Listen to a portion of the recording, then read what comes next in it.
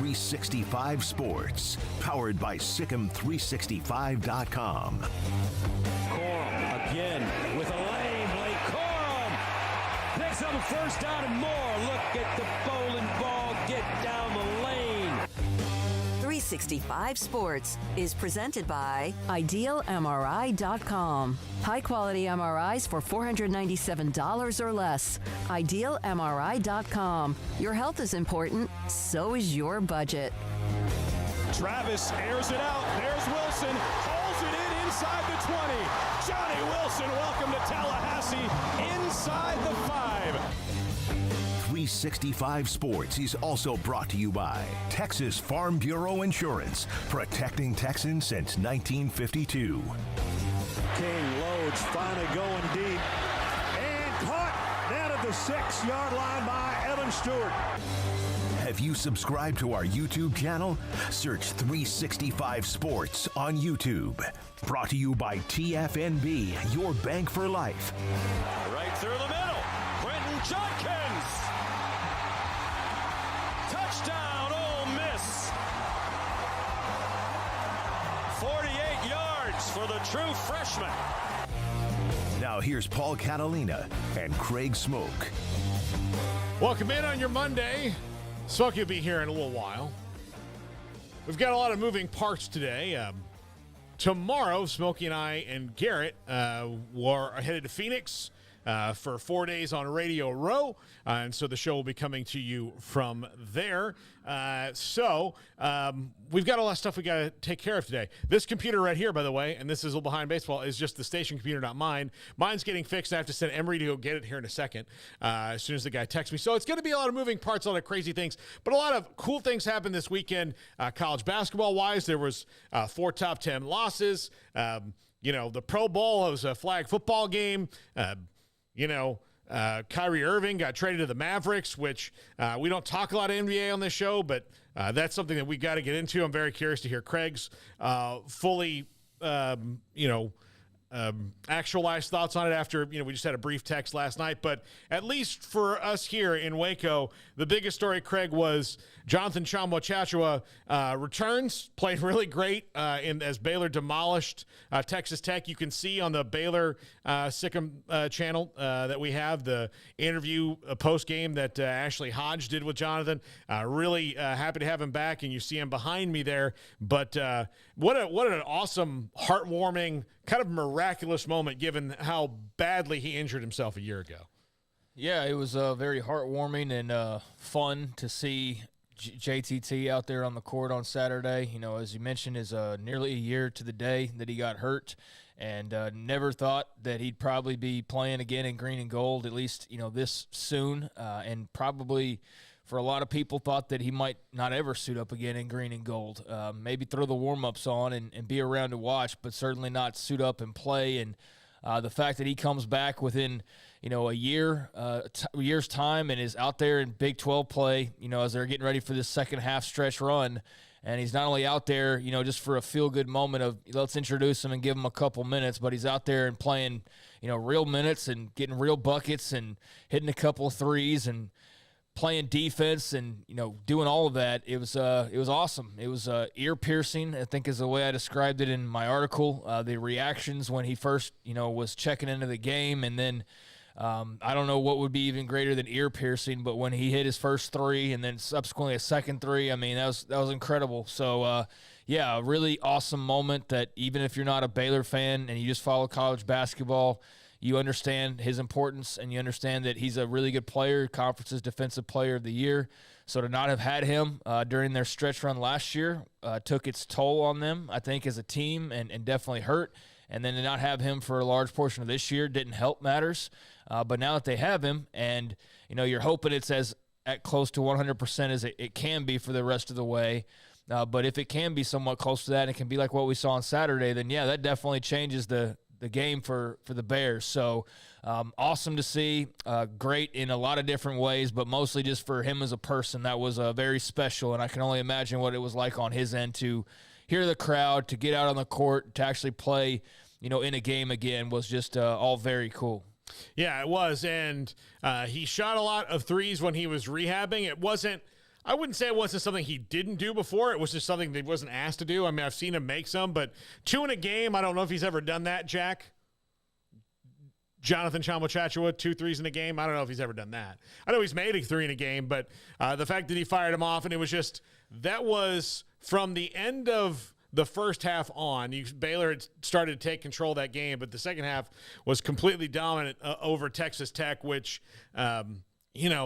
I just watched them, and they're a shell of what they were a year ago. And when you lose McCullough and Shannon, not even to the NBA, just to playing on other teams, that has to hurt. I know they brought in guys that they like, but they had a really good thing there with their top 3 or 4 guys, and then 2 of them leave, and it just changed them. But, yeah, I think that changes the complexion of this team. I think it changed the complexion of the team last year down the stretch. I think it changes the way that they look at it now. You mentioned, Craig, he was the Big 12 Defensive Player of the Year.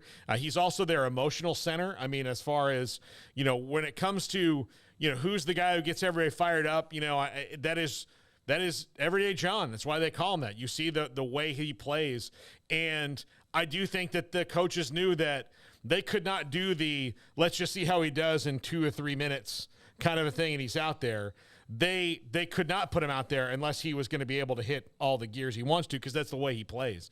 And so it was big. It's huge for them could be huge for them down the stretch. And it was just a big moment the other night. Now they've got a few days off. They don't have to do Saturday, Monday for the 3rd week in a row. That is Kansas and Texas tonight. Should be a great one from Allen Fieldhouse in Lawrence. Also, at the Texas game the other day, Brett Yormark was leaving, and Kirk Bowles grabbed him and asked him about Texas and Oklahoma leaving. And he said, well, negotiations are still ongoing. So while, we reported and talked about it last week that it had stalled doesn't mean over. And so Brett Yormark, Craig, kind of confirms that, look, they're not at a drop dead yet, but it would be nice just to get an idea of it can't go past April 1st or June 1st or July 1st or whatever. I mean, yeah, that'd be nice. We'd all like to know what's going to happen. I think everybody's, dying to understand and know for sure what to expect moving forward. I mean, is this the last time your team plays Oklahoma? Is this the last time your team plays Texas? Is it the last time they matter in the standings? If you're looking out and trying to project the future, what does that look like? Does it look like them being around for another 2 full football seasons? Because that's possible right now. There were some that didn't think they'd get this far, and here they are. They're going to play in 2023, and they might play in 2024. But, I don't really how do I phrase this? I understand the clickbait game. I don't really respect it, though, and we try to avoid that. And I know that sometimes it might not come across that way, maybe, just because the way something's phrased or whatever. But, there's definitely just parties that don't care. They're like, just whatever to get eyeballs. And I just am never going to be like that. Like I've said before, if I just come up here and talk about Alabama every day, and for the folks to talk about that's fine. But you don't have to clickbait that stuff from last week. The folks that tried to make it like the Big 12 will officially do. No, nothing's official, man. Like, and it was clear as day that nothing was official. So like, if you've read any headline that like it's done, like they're out of here in this year, or they're staying for the next 2. Either way, none of that's true just yet. We have no idea what's going to happen yet. And so I was just seeing a lot of like finalized sort of like headlines.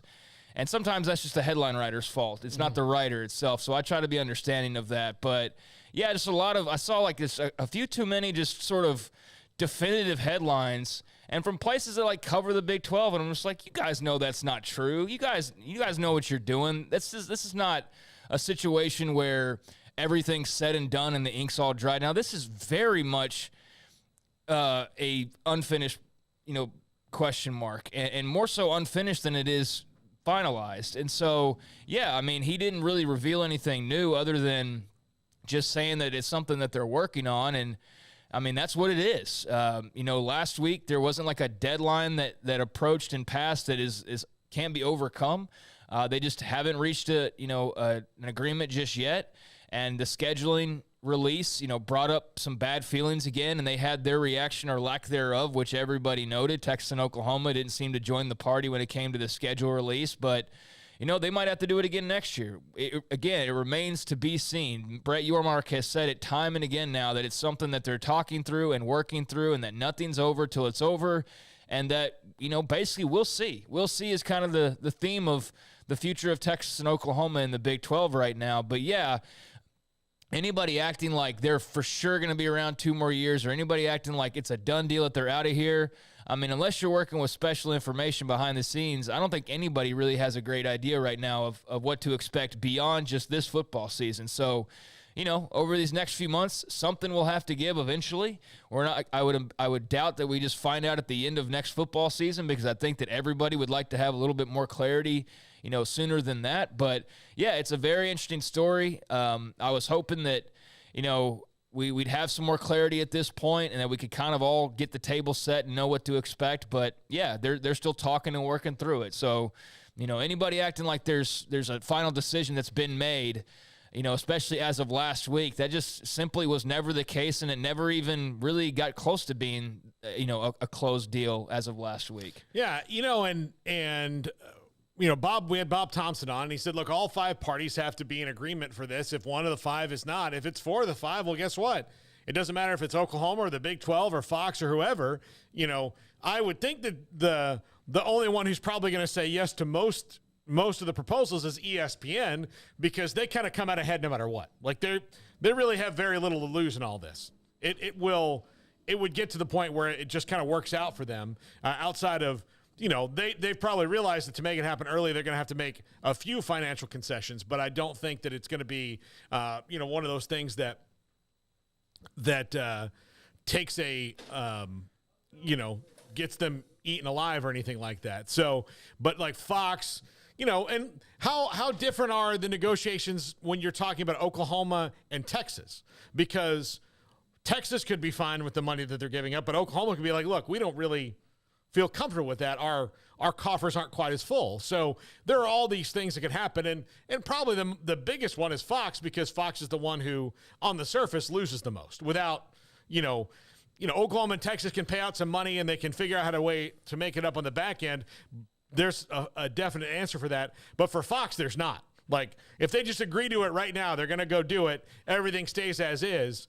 Fox can say, like, well, what about our deal? And then after that, it's kind of all over. Like you don't even know, because there's not any kind of plan set in stone for them. Yeah, I mean, we have no idea what's going on behind the scenes as far as the Big 12 and Texas and Oklahoma and those negotiations. I mean, they're not final. They're not, official in any way just yet. So, yeah, we don't know what's going to happen there. And Brett Yormark didn't really shed a whole heck of a lot of light outside of just saying that they're talking, which we've known and which will continue on. And, we'll see what happens. I'm not too pressed or worried about, them having to get to a decision here in the next few days or the next few weeks, although that would be nice. But, yeah, we're still waiting for some clarity. And in the meantime, there's plenty of scuttlebutt about what could happen in expansion and what could happen, with the Pac-12 and what could happen, ultimately, having an effect on the Big 12. And I've seen a lot of that, but I don't know. It seems, at least on the surface, awfully quiet. And I know that, sometimes behind the scenes it can be a lot more chaotic, but rest assured, yeah, whatever's going on with the Big 12, I mean, they're seemingly wanting this as much as the 2 schools exiting are wanting this. And so if they can come to the right agreement, then I think it's been clear as day that they'll all, make it happen if they can make it happen. But again, all parties have to be satisfied with that, which has been said numerous times at this point. And clearly the TV side of thing is not satisfied. So here we are. And here we are still wondering, when that end date will be. But I'm not going to spend the next year every week worrying about the status of that. Like, when they leave as far as I'm concerned. I know there's a lot of planning and a lot of other things that are affected by that. But, I mean, yeah, while it was fun to kind of revisit with the schedule, I mean, this is not something that I'm going to spend a whole heck of a lot of sleepless nights over. And, I don't think, many fans are. But, yeah, we all want to just see an end date here at some point in time. Yeah, absolutely. In other college football news, Kevin Steele named the defensive coordinator at Alabama. I'm wondering how Bama fans, if there's any Bama fans in the chat, feel about this. overall, Craig, I would assume that they're kind of ho-humming. I mean, he's been on the staff before. He's been, coaching them before, and that was fine. But they didn't win any of their national championships with Kevin Steele there, although not that it was his fault. It's just one of those things that are there. And he does, the top 5 today is about Kevin Steele. But he has one of the strangest, most, kind of when you look at his career, roundabout coaching careers in football. It's kind of wild. Some of the stuff that he's been attached to or part of or all that. And he's the DC at Alabama now. So it's Tommy Rees and it's Kevin Steele. And I'm not sure how Bama fans feel about all that. I think you have to trust in Saban. But I thought Kevin Steele was a bit of an underwhelming defensive coordinator choice. I mean, I like the Tommy Rees one that he's a young and upcomer, but Kevin Steele's kind of been everywhere. Yeah, but, I mean, I'd say there's a reason he's been everywhere, right? I mean, it's not like he's been ho-humming around at, Towson and then going to McMurray State and, finding his way through the JUCO leagues and then, he's been Alabama, Auburn, Miami. I mean, he's not – coaches aren't dumb, Paul. Yeah. He's getting jobs for a reason. And, Mario Cristobal's starting his, big – rebuild of the Miami Hurricanes program, and who's the guy he looks to? He looks to Kevin Steele. Nick Saban's trying to get back to business. What's he do? He turns to Kevin Steele again. So, I mean, I think that there's just a bad Baylor taste in the mouth whenever Kevin Steele's brought up, and it's kind of unfair to him. He sucked as a head coach, no doubt about it. Nobody around here really has many great memories of the Kevin Steele era, and why would they? But since then, and then being a really long time ago now at this point, he's gone on to be one of the most, talked about and widely respected assistant coaches in all of the entire sport of college football. I mean, he's been on big elite program staffs with big-time head coaches. Would I hire him as my head coach? Absolutely not. But will I trust Nick Saban's judgment in hiring him as his defensive coordinator? Absolutely, I'll give him the benefit of the doubt there. I think what people are looking for is splashy names. And when they don't get splashy names, they're like, this hire sucks or this is underwhelming. Underwhelming is fair, but it also depends on who you're talking to. Are we talking to the same people that thought Cliff Kingsbury was going to be OC and then they're disappointed when it's Todd Rees? Or are we talking to people who kind of threw out some of the similar names and they just really didn't want Kevin Steele? I don't know. I was underwhelmed, I think, like most everybody, because it's a retread name, and it's a name, like I said, that doesn't necessarily have the most, cachet or, I guess, excitement attached to it. But, the resume is the resume, and he's been all over the SEC. I mean, all over. Every program practically in the SEC, it seems like, has hired him at one point or another. Auburn, Tennessee, Alabama on more than one occasion, so on. And so he knows the lay of the land, and yeah, it's a bit of a return to yesteryear in so many ways for Alabama. I definitely think when you're talking about replacing 2 coordinators and you're, not winning national titles, that there's reason to kind of suddenly be like, well, what's going on here? But yeah, I mean, not a splashy hire by any means, not a super exciting hire, but I think just, a sign that Bama's just getting back to not worrying so much about splashy. Not that they ever worry too much about that, but this is something that Saban's familiar with, comfortable with, and I think a guy who knows the lay of the land. And so, we'll see how it goes. But, yeah, I mean, I don't know. It seemed like a lot of the bigger names were on the offensive side of things. As far as the splashier names, I don't know how splashy it really got on the defensive coordinator side. But yeah, this isn't one that makes you go, off running around in celebration, spinning your shirt over your head if you're a Bama fan. But there's enough familiarity there that I think you understand that, yeah, this guy can help us win some football games, and hopefully he does, along with Tommy. I think I said Todd Rees a second ago. I was thinking Todd Rees and Tommy Rees. Hopefully they get us back to the promised land, because for Alabama, they're supposed to be in that bad boy every single year. Mm-hmm. And so it's been a little bit of departure here, watching Georgia go and sit on their throne and take ownership of it. But yeah, I think especially around here, it's just, you hear the name Kevin Steele and it's like, oh my gosh, that's the worst dude ever. And he's done a lot since the very dark Baylor tenure. He has. Yeah. I didn't mean to make it sound like that, although I do bring it up. I have a top 5 out of him because his career is so kind of wild. Mm-hmm. Okay, so he was, but I will tell you this, and looking into it, because I was I was going to do a top 5 one way about Kevin Steele, and it actually turned out to be another. But I will give you one little factoid from it. So he was the linebackers coach at Nebraska from 89 to 1994 and won a national championship ring in 1994. He has since worked at Florida State, LSU, Auburn, Clemson, Bama, and LSU. Here's his resume. But let me tell you, he hasn't won a national championship at any of those, but he has been, I don't know if he's like a ground layer for that, but like right after he leaves is when they do. Since he left Baylor after an awful tenure as head coach, linebackers at Florida State, DC at Bama, assistant head coach, inside linebackers, Bama, Clemson, DC, and linebackers for 3 years, Alabama director of player personnel, Alabama linebackers in 2014, LSU defensive coordinator and linebackers for a year, Auburn defensive coordinator for 5 years, Auburn interim head coach defensive coordinator for another year. I guess that overlapped that 2020 season. Tennessee interim head coach for 10 days. Miami defensive coordinator last year. So, I mean, these are programs that have all struggled here recently. Yeah. They're all kind of trying to find their rise. And you're right. Maybe he's just like the patchwork guy. No, and maybe that's what Saban's doing. But I don't think, like, patchwork's not. But, like, I think what his thing – and it's kind of weird for him because he has had, like, if you look at all those teams that won national titles after he left, most of them won it, like, almost immediately. Like, Alabama won – boom, boom, immediately after he left twice. And so he's clearly good at laying the groundwork. And then I don't know if it's him or whatever, unfortunately, because coaches are kind of wandering souls, right? He leaves and they get a ring, but he could have almost as many as Nick Saban does based on all the places he's been that have won.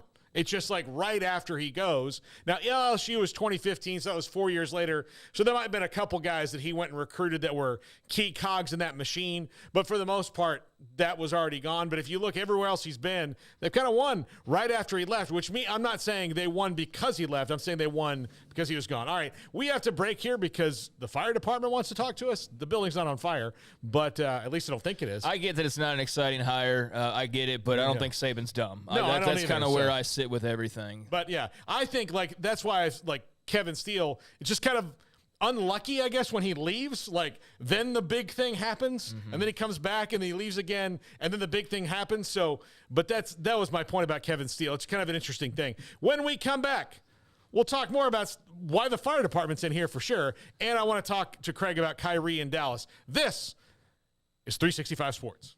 The President's Day sales event is happening now at Allen Samuels in Waco. Shop the great selection of new cars, trucks, and SUVs and get amazing deals on new Ram trucks, Jeep SUVs, Chrysler sedans, and minivans, or a sporty Dodge. Get more for less, guaranteed. More value, more selection, more service, and more trade-in allowance. And, of course, if we don't have exactly what you want in stock, we can help you build the custom car, truck, SUV, or van of your dreams and order it today. It's the President's Day sales event happening right now at Allen Samuels in Waco. Three Nations Brewing Company has 16 different beers on draft with a new beer every Friday. It also offers 2 air-conditioned tap rooms, a large indoor beer hall, a second-floor mezzanine offering a great overview of the brewing company and equipment and patio where you can relax under the shade. Plus, you can now experience the new Three Nations Beer Garden Grill on our shaded patio. Grab a cold beer and enjoy a bite from our freshly prepared and delicious menu. Street tacos, quesadillas, freshly cooked burgers and dogs, and veggie burgers too. Nachos and so much more, all prepared and cooked on site. So come visit the award-winning Three Nations Brewing Company on East Vandergrift off I-35 in Carrollton.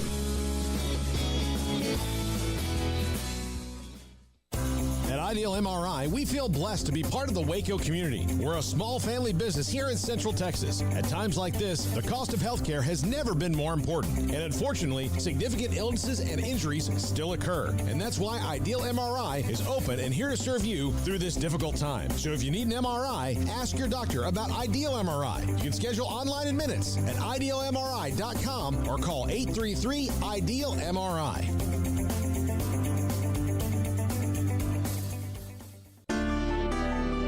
At It takes time to reach goals. It's a truth that applies to more than sports. It goes for your financial goals as well. You work hard for your money, and you deserve an investment strategy that lines up with your game plan. And Chuck Verno, your Edward Jones financial advisor, can help. If financial investments aren't putting forth the effort you desire, stop by today for a financial review.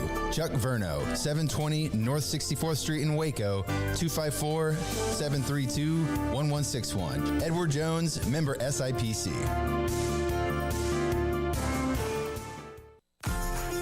Automatic Chef Canteen is a full-service micro-market vending and office coffee provider with state-of-the-art vending equipment, a wide variety of products, and offering custom-fitted micro-market vending office coffee solutions for your employee break room. You want a full break room solution and a workplace oasis? Well, Automatic Chef Canteen, locally owned and operated for over 50 years in Central Texas, also includes in-house mechanics on call 24/7 for fast, reliable service and maintenance. Automatic Chef Canteen, 6900 Imperial Drive in Waco, or online at automaticchefcanteen.com. TFNB Your Bank for Life is the official local bank of Baylor Athletics. Find out why more Central Texas are making TFNB their bank for life. Sign up for our Edge checking and savings accounts to earn interest or cash back. With 5 convenient locations and an award-winning mobile app, banking has never been easier. TFNB Your Bank for Life. Member FDIC.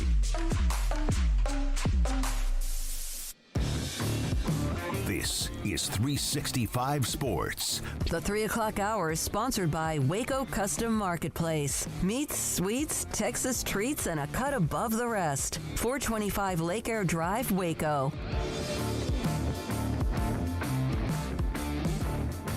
Joseph Duarte of the Houston Chronicle will join us in the next segment to talk about the Cougars. They slayed the beast that the only team that beat them on Sunday. They beat Temple, who beat them. Oh, it was a couple weeks ago that Houston beat Temple, or Temple beat Houston. And so they got that one back, and Indiana beat Purdue, much to Jack McKenzie's dismay. So I just had to bring it up. But so now I guess, Houston's sitting pretty to get that top spot back. Although a lot of top 10 fluctuations in college basketball this week. But before the break, we took the break, which was pretty much right on time that we normally would. But the fire department was outside, which is always concerning when they are, but they were just here to do a spot check. And, I had to stall them like I told them, so that Emery could hide our big buckets of oily rags and loose wires and, open flames. It took a second, but yeah, just I guess doing routine inspections, which is great. Glad the fire department does that, but it was kind of strange that it happened now. Yeah, I'm glad they just hung around over here for like the first entire segment. And, of all the times in the day, let's just show up right at 3 o'clock, right when we go on the air. All the timing in the world certainly didn't, work out in our favor necessarily there. But, yeah, now the chatter in my side ear is gone here, and they've checked out everything, and we're up to task. So, yeah, glad to have that checked off. But, yeah, very strange drop-in if you're not expecting the fire department to suddenly be at your door, but it's all good. So. No, absolutely not. It was very, very strange. But I can't even remember. We have Chuck Cooperstein on occasionally, and they've got a game tonight, so we couldn't get Chuck today. But we don't talk about the NBA a whole lot, usually in the playoffs, but a huge trade happened yesterday, and Kyrie Irving is on his way to the Mavericks. Craig, you are a guy who's a Mavericks fan. It's on the surface, you've got another fantastic scorer who's having a really good year statistically to pair with Luka Doncic, but I just don't know, man. He's just seems to be a guy I wouldn't want anywhere near my locker room, and the Nets traded him pretty fast when it all came down to the trade request finally that they're not going to get an extension done, and he was just out the door within a week.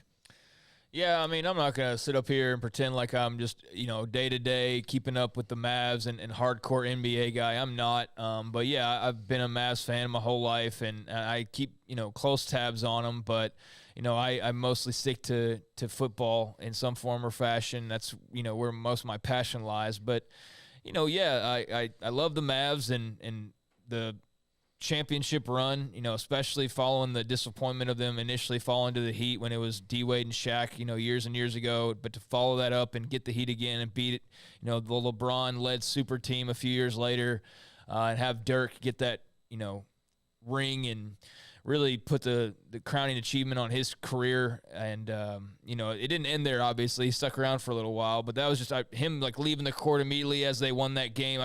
All that was a special run, and I'll remember that forever. And they've given me lots of fun moments over the years. So, yeah, I mean, I'm definitely a Mavericks fan, and, love Luka, obviously. And, it's been kind of an interesting year, very up and down for them. Obviously, they've got one of the best players in the world, but as a team, there's, still lacking in areas and, not quite probably at this point championship caliber. And so you knew that something was going to give at some point in time. But I don't think, this was necessarily what you were looking for if you were a Mavericks fan. I don't think this is necessarily what probably many pundits predicted, was that they would go and, make a trade for Kyrie Irving. That was shocking to me. That was kind of out of nowhere as far as I'm concerned, just because, again, if it was like the daily buzz, I'm not paying that much attention to it. That's kind of why I started off by saying, as far as, passion goes, I'm not in on every NBA trade rumor and obsessing over it. And I know there's a good crowd that does, and I follow those people and let them pass the information along. But even still, I didn't see like a whole lot of buzz for that. And so maybe I just wasn't paying close enough attention to even pick up on the fact that this was a legitimate possibility. I started to hear some scuttlebutt, but then it was like, boom, all of a sudden he's a Maverick. And I was surprised by that. I don't know if shocked would be the right word, because I don't really get shocked by Mark Cuban at this point, because I know that he's willing to swing for a big deal to try to put them over the top. But, I mean, yeah, just given,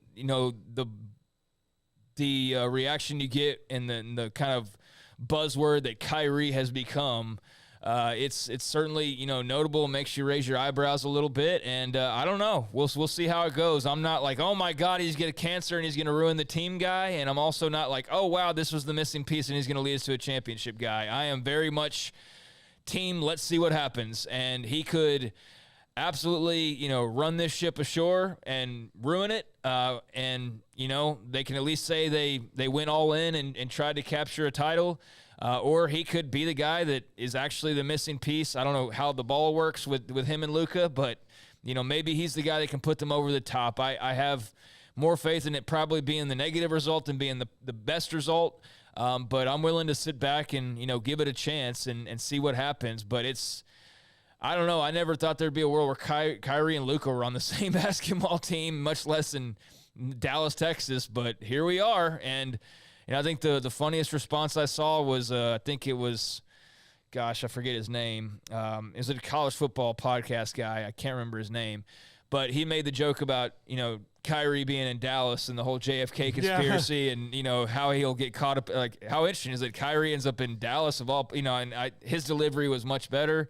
I'm sorry I can't attribute it to whoever that was, because I just can't remember at the moment. But it was very funny when I read it last night. And, yeah, we'll see, man. I mean, I'm team we'll see. I mean, maybe somebody else, maybe Garrett, you have thoughts on it. I don't know. I'm just surprised by it and yet not surprised. And so I'm just sort of in wait and see mode. I think it's going to be a disaster.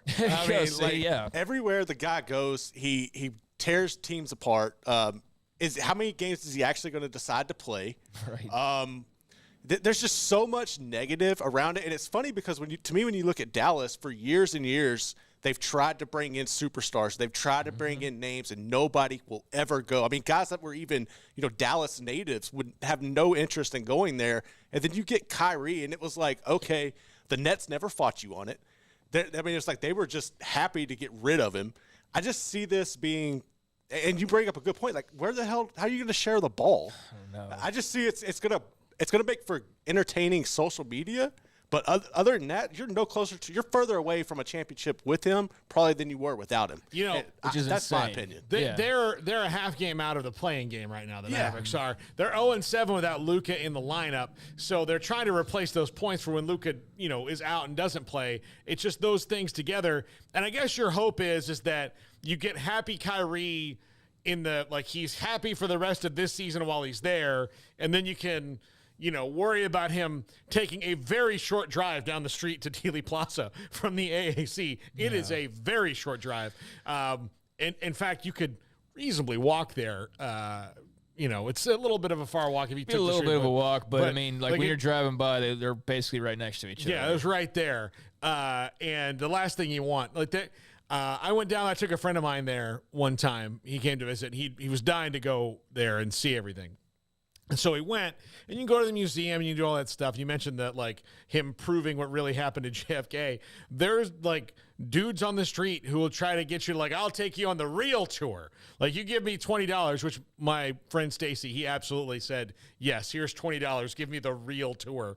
And then you hear all the kind of, like, conspiracy theory stuff on that. And, yeah, that's the last thing they want. Like, listen, here, you know, in the off season, buddy, knock yourself out. But they, but yeah, I don't know. Like, he's just one of those dudes he is a conundrum in that.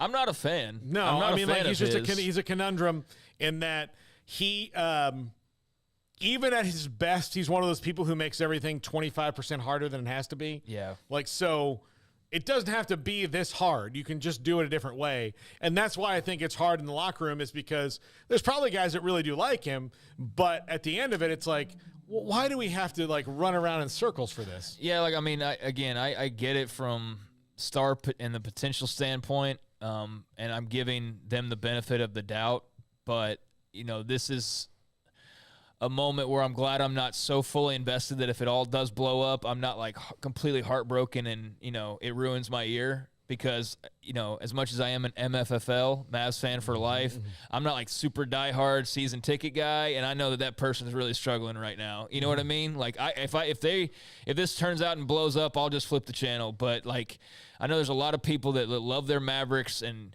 you know, love the direction that it's, you know, potentially can go. But, you know, now we're wondering kind of how the rest of the season would play out, and we know how they'd find themselves in the playoffs and all that. But yeah, I mean, now if anything, it does make it more interesting. But the risk of it just blowing up and burning, you know, like the Zeppelin, you know, on the way down is certainly raised, because I mean, he is, you know, however you want to refer to him. Some have referred to him as a cancer. Some referred to him as a bad teammate, or just, you know, whatever he's been painted as. I mean, we're bound to see, you know, some side of that in Dallas, unless he's just really going to come in and be Mr. Happy and everything's fine. And I don't know. It's Kyrie, dude. Like, I don't know what to expect. I'm keeping an open mind. But, yes, I fully realize this has way more of a odds to end up badly than it does good. Yeah. But, I mean, until I see that start to unfold, I'm not going to sit up here and start ranting about what could happen. Although I do fully expect what's about to come is not going to be great. Yeah. That's probably the best way I could put it, and probably could start it off that way. But I don't know how to really describe it.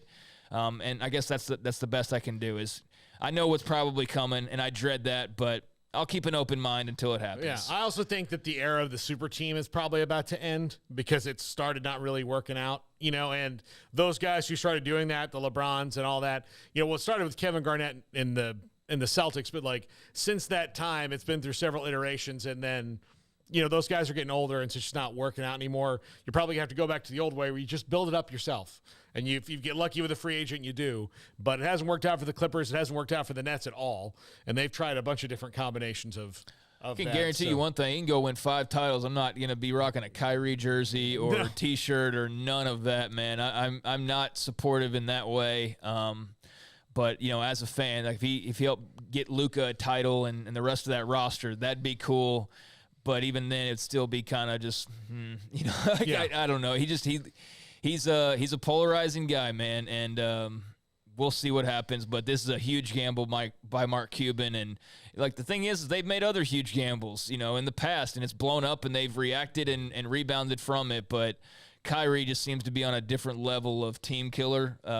And problem child, and so, you know, we'll all just sit back and get our popcorn ready, I guess. He lives on a plane. He and Ben Simmons, like, kind of live in that same area together, and he's slightly better than Ben Simmons because he'll actually play, and Ben Simmons will find reasons to not. When we come back, Joseph Duarte, Houston Chronicle, talks about the Houston Cougars and their continued perch atop the rankings. They're number 2 in the country, and I believe the rankings are, I think, Purdue State number 1. Purdue State number 1, Houston State number 2, but the Cougars continue to roll. We'll talk to Joseph Duarte, Houston Chronicle, next. This is 365 Sports. In our logo and advertising, we say we are people that you can count on. What does that mean? It starts with providing a quality vehicle and quality service at a fair price. But it also means we do what we say we will do, and we treat people fairly with respect. It starts by hiring great people, good local folks who work hard with a caring attitude. Our employees are the real reason we are people that you can count on. Put us to the test and see for yourself that at Richard Carr Motors, we are people you can count on. Hey, this is Bryce Petty, former starting quarterback and two-time Big 12 champion, and I know firsthand the importance of being in top shape both on and off the field. So listen up, men. If you're feeling beat down day in and day out and looking for that high-performance edge that separates the men from the boys, then look no further than the Petty Clinic Low T in Waco. Petty Clinic is a comprehensive men's healthcare clinic with an atmosphere catering to men. Board-certified Dr. Kent Petty has a special interest in offering the highest quality medical care to men of all ages. Some of the services offered include screening and treatment for low testosterone or thyroid, infertility, high blood pressure, diabetes, high cholesterol, sleep apnea, while offering comprehensive wellness exams and complete men's health lab panels. High performance men, remember, it's not just a Petty thing. This is Bryce Petty, encouraging you to reach out and Google search Petty Clinic Low T or go to pettycliniclowt.com and get your complimentary lab screening today. Riverbend Liquor and Wine, Lakeshore Drive, North 19th Street, right behind the bank, is a hidden gem in Waco. If you're a fan of bourbon, especially local Texas bourbons, that's where you gotta go. Balcones, TX, Devil's River, whatever it is, they've got it. Riverbend Liquor and Wine, plus the best selection of craft beers in Waco, seasonally churned out throughout the year. Whether it's spring, summer, fall, or winter, Riverbend Liquor and Wine, best selection of craft beers, a speedy drive-through window, and excellent customer service. Find out more on Instagram or just go by and see them. Lakeshore Drive at North 19th Street behind the bank. Waco Custom Marketplace is your hometown grocery store with a full-service butcher shop and bakery. Hi, this is David Smoak. The butcher shop can take your customized orders for seafood, pork, and poultry and custom cut your favorite steaks from bacon wrap fillets to T-bone to bone-in ribeyes, cut specifically the way you want.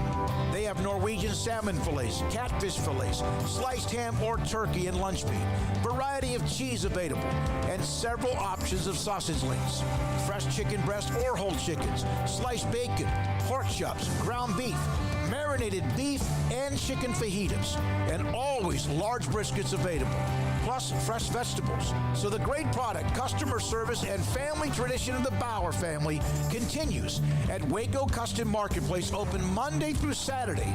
A full-service butcher shop and bakery available. Waco Custom Marketplace, 425 Lake Air Drive in Waco, or WacoCustomMarketplace.com.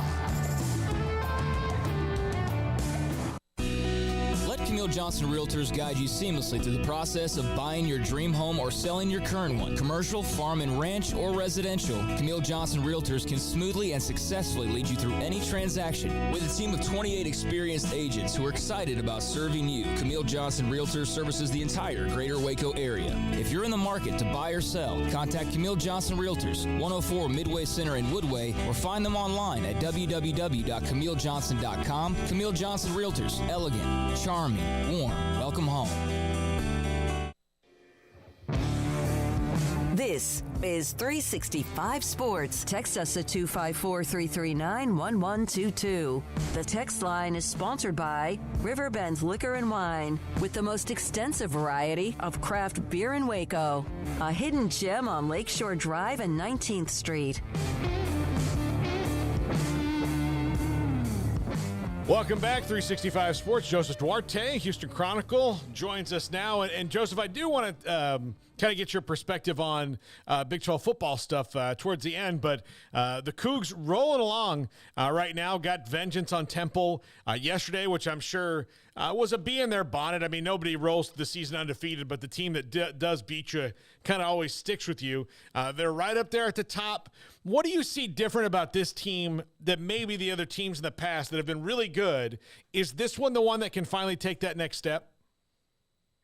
You know, if you look at the teams, especially the one that went to the Final Four and then the last year's Sweet Six, Elite Eight, this isn't Kelvin Sampson's best team.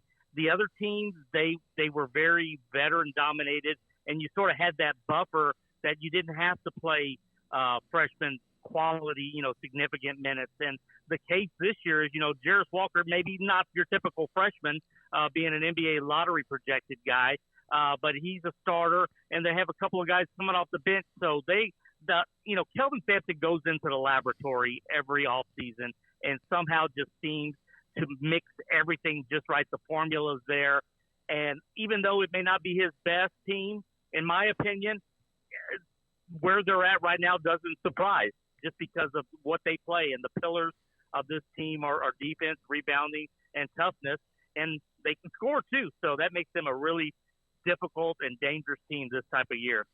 Well, as they hit here the stretch run in February, they the schedule, the schedule's fine for them, right?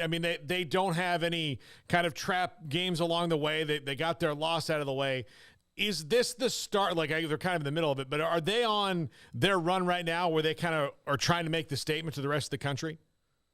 Yeah, well, they don't have a Big 12 schedule. I think that's where you were going with, everybody kind of eating each other every game. But that comes next year. But, they don't have a lot of opportunities left. They get Memphis twice. Memphis has sort of dropped off. They play Tulane. There's not going to be any moving the needle type games. They're a number one line right now on most projections, or at least a number 2 seed. So there aren't going to be a lot of opportunities to sort of wow you. And this is kind of where they were last year. They didn't have those significant quadrant one. They didn't have any quadrant one at this point last year. So they've got 5 this year. So they just kind of have to run the table and hope they don't get, if you stumble along the way or you get penalized. But, for most indications, if they can run the table, they're a number 1 seed. And, at worst, they're a number 2. How do you feel they match up with some of the teams that they would have to play down the stretch? If they make the runs that they've made, let's just say they make a 3rd straight Elite 8 run, how do they match up with those teams down the line? Well, defense is going to keep them in the game, and it hasn't been the typical Kelvin Sampson defense at times this year. They've had their moments, and that's been part of the mixing in the new guys and sort of getting some experience for them. But the two things, the rebounding and the defense, keeps them in games. They're gonna win ugly. The teams are gonna score 55, 60 points. Look at the Villanova game last year. They hit 1 3-pointer. And they're on to another Final Four. They just went cold, and that just kind of shows you what can happen when you get to March. But offensively, I'm impressed that they haven't had to rely on Marcus Sasser as much in the second half of the season. Teams are taking him away and daring other guys to beat him, and that's where guys like Jarris Walker have come in. Jamal Shedd from down there in Central Texas has sort of come on strong the last 5 games. So if they can get their offense rolling like they did in the second half last night against Temple, mixed in with the other stuff, they are incredibly tough to beat. Does Kelvin Sampson have this roster built? Obviously, I think I know the answer to this question. Do you feel he has the roster built for what will not just be this year, but next year when they switch conferences? Yes, I do. And it's not just what they're losing this year, because, Sasser will be gone, Jarris Walker will be gone, but he's recruited, for the 23 and 24. He's gotten a couple of 4-star guys, a couple of top 100 types. One guy to look out for, Joseph Tugler, from here in the Houston area. So, the recruiting has really taken off the last few years, and the fact that they're moving into the Big 12 has helped them. So, this is, whether Kelvin Sampson's doing this for another 5 years or he turns it over to Kellen Sampson, this program is sustained for the long haul. Joseph, the Big 12 football schedule finally came out last week as we all waited with bated breath. Houston gets Texas at home. We had Chris Pesman on that day on our show talking about it, just how excited they were, especially that was kind of the game that Houston had to get of the, whenever Texas know you do leave, they had to get that home game against the Longhorns. How did you feel the schedule shook out for the Cougars, especially that one at home against the Horns? Well, if you factor in their non-conference schedule, it's not bad when you don't leave the state but twice the entire season. I believe it's the first 6 games. They don't even, leave the city or close to it. So I thought it was for first year Big 12, it's what they wanted. I was a little surprised that they're going back to Lubbock 2 straight years, but I'm sure that was one of the concessions that were made in terms of who you got on the schedule and how and where you would play. But no, TCU was an interesting get because there just happened to be that opening there, and Houston talked with TCU officials and said, "Hey, let's try to make this work," and they did. But you're right, the Texas game, it'll be the biggest home game they've ever had at the existing place, and at least the biggest in at least 2 decades. And Chris Pesman told me a few weeks ago that they've, this is the type of game that if they moved it to like NRG and a neutral site game, they could make a lot of money off of it. But he wants to keep his job, so he's not going to move it. And really, it would be counterproductive to finally get into the Big 12 and then start moving games to neutral sites. So that one's going to be packed. That one's going to be a huge crowd. And the fact that they, can drive fans-wise, can drive to Waco, and really even to Lubbock, you look at the schedule, it's really setting up nice. It's kind of going to be like the old Southwest Conference days. Do you feel that game will be majority Houston fans, or do you think the Texas fans will get in early on that? Well, I can tell you there will be no temporary bleachers set up at that game. But you know what? It's interesting because they're going to roll out season ticket information in about a week. I expect, that's going to be the huge selling point, and I'm not sure if how they're going to package that game. But the Houston fan base has wanted that game. It would be a appointment if you have a 40,000 seat stadium and a quarter of it or even more than that are Burnt Orange fans. So I would imagine Houston fans would gobble those up and stuff, but nothing surprises me down here in terms of how things shake out. But it certainly will be the hottest ticket of the year, and Texas will have its share of fans, just knowing Houston as being as big of a Longhorn, alumni area as there is. Joseph, what's kind of the temperature around Holgo right now and just kind of the feel surrounding the program? I noticed that the other day he was talking about the need for facilities, and he kind of made the comment of like, whether I'm here or not, he's just, talking about the future of what they need. But just sort of what's the temperature as the offseason now moves along after last year? It's warm, but it's not, it's not sizzling. They feel like they've taken some steps since late last season to sort of maybe right the ship a little bit. He's Holgorsen, and he's gonna downplay a lot, or he's gonna speak his mind, and nothing he said wasn't true in terms of the facilities. They need certain things to happen. They're going to be one of the only ones in the Big 12, if not the only one, without a football-only operations building. So from that regard, that's one part of it. And then recruiting. They've gotten some guys, some 4-star guys that normally wouldn't come here. So that's sort of been the Big 12 effect. But, they're planning, their business as usual, like it's long-term. Now, if Houston struggles next year, it'll be interesting to see if the donor base led by, Tillman Fertitta wants to make a move or not.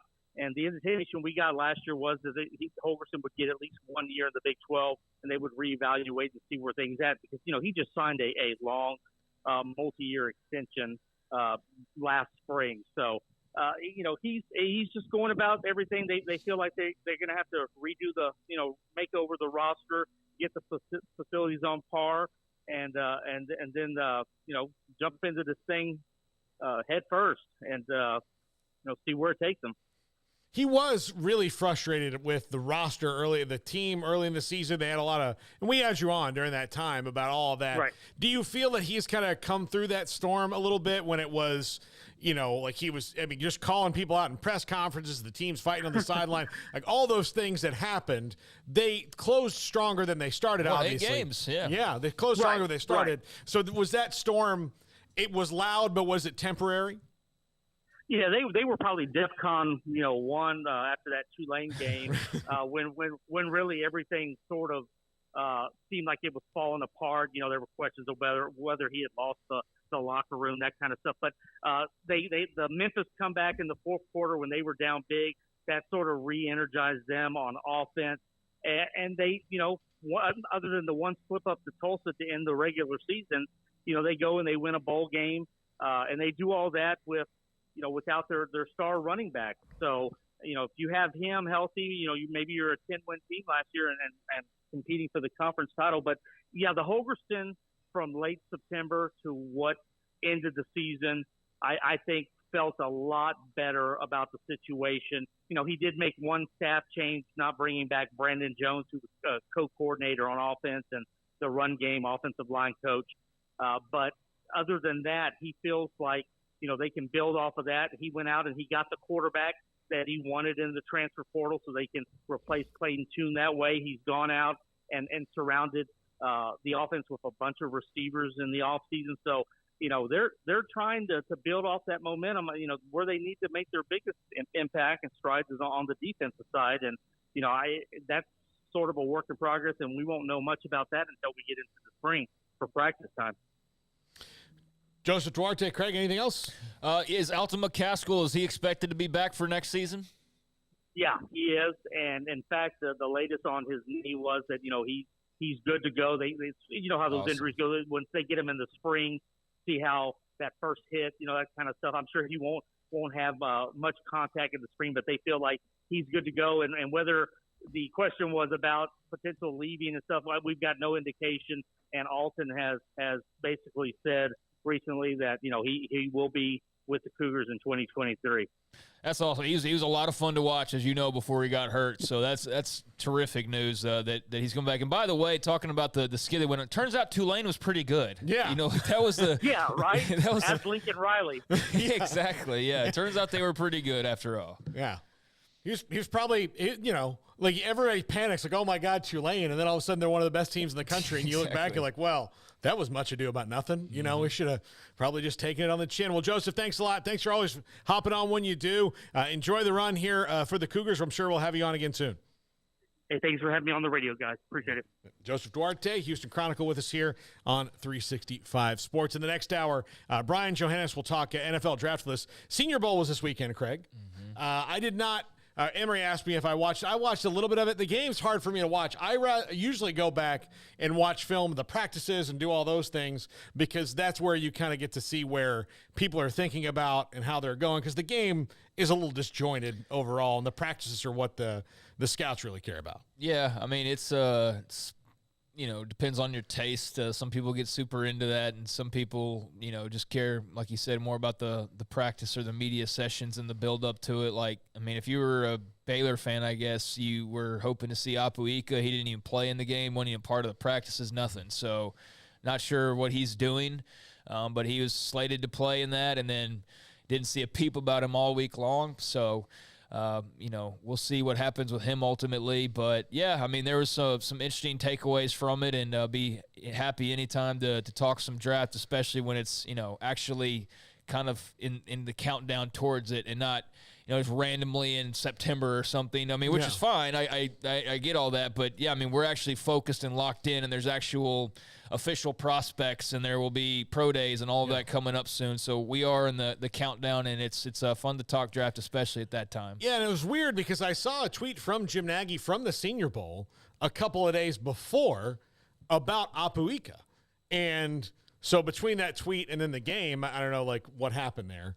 But it was specifically about him and, Nagy's personal assessment of him, and we will eventually have Jim on the show to talk, his thoughts on these guys and all that now that we're clear of the week. But, yeah, we've had him on a lot of times, and his assessment was pretty good going in, and so I've seen Apu in a lot of first rounds, and most of the mock drafts I've seen, and that, granted that's not anywhere close to an exact science, has him pretty much end of the first to the middle of the second round.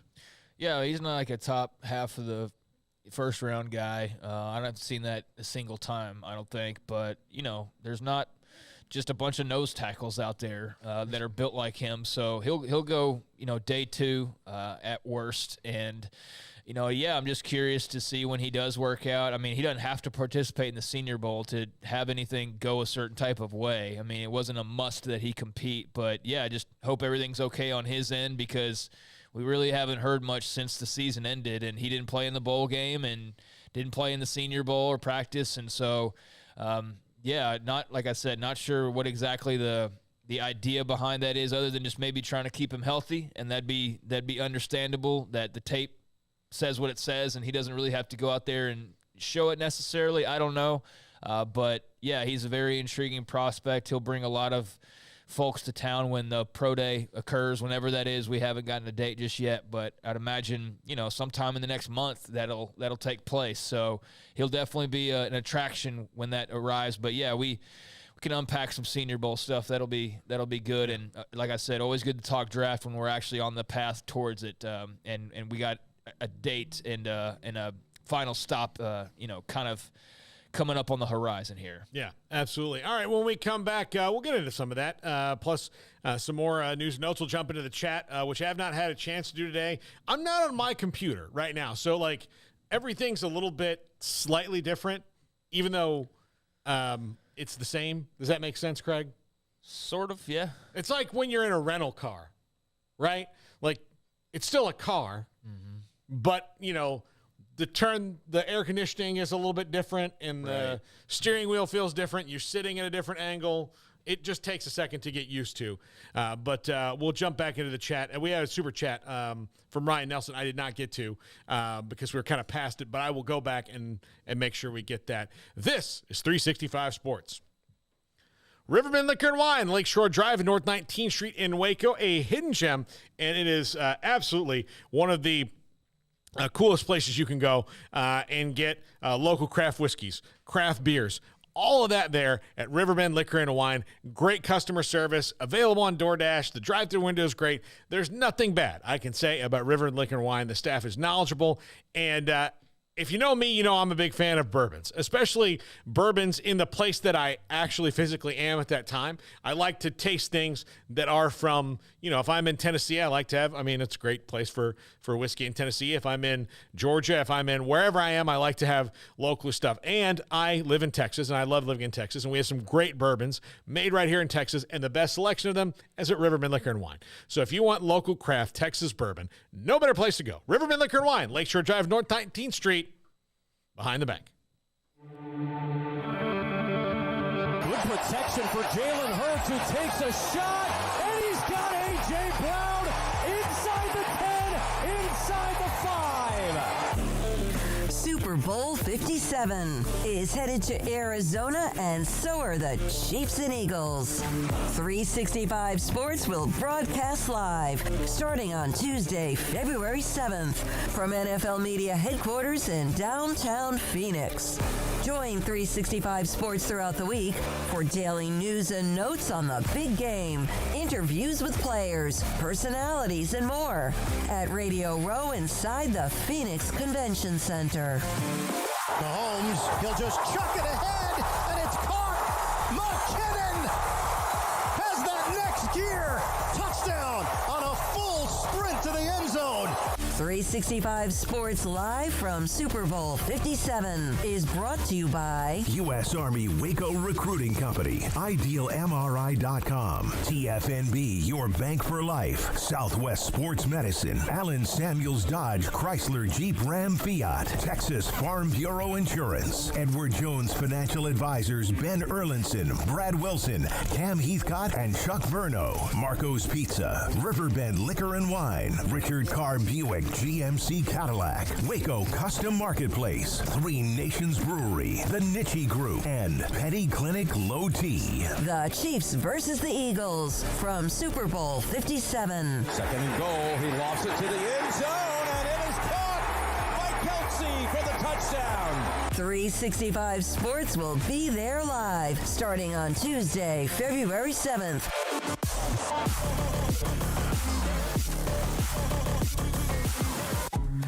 The future's bright, the time is now. College is what you make it. It's a late night pizza run, and all-nighters coding a new project. It's having big dreams and making them a reality. It's a professor who knows your name and your story. It's preparation for your future, your calling, your life. And at Baylor, it's even more. Baylor, where lights shine bright. In Texas, there's pea-size hail and baseball-size hail. Guess which one hit our house? We didn't even know where to begin, but we called our Texas Farm Bureau insurance agent, and he was so reassuring. He knew exactly what to do to get our house back into shape and our lives back to normal. Now, we're even more thankful for the roof over our heads. Stop by and see our agents at one of our 3 McLennan County locations. Coverage and discounts are subject to qualifications and policy terms and may vary by situation. Boots add protection. Good boots help you climb better and move forward faster. And when your son or daughter steps into the boots of a U.S. Army officer, they also learn how to lead.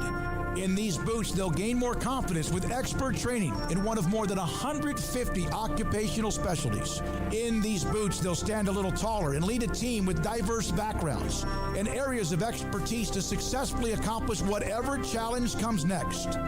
In these boots, they'll earn respect with valuable experience from day one that will give them solid footing for success into the future. Highly qualified candidates who earn a spot on our team can receive comprehensive health care coverage, college tuition assistance, and a bonus of up to $40,000. See all the things your son or daughter can achieve in our boots at GoArmy.com. U.S. Army Waco Recruiting Company, 254-598-8131 or 254-776-1543.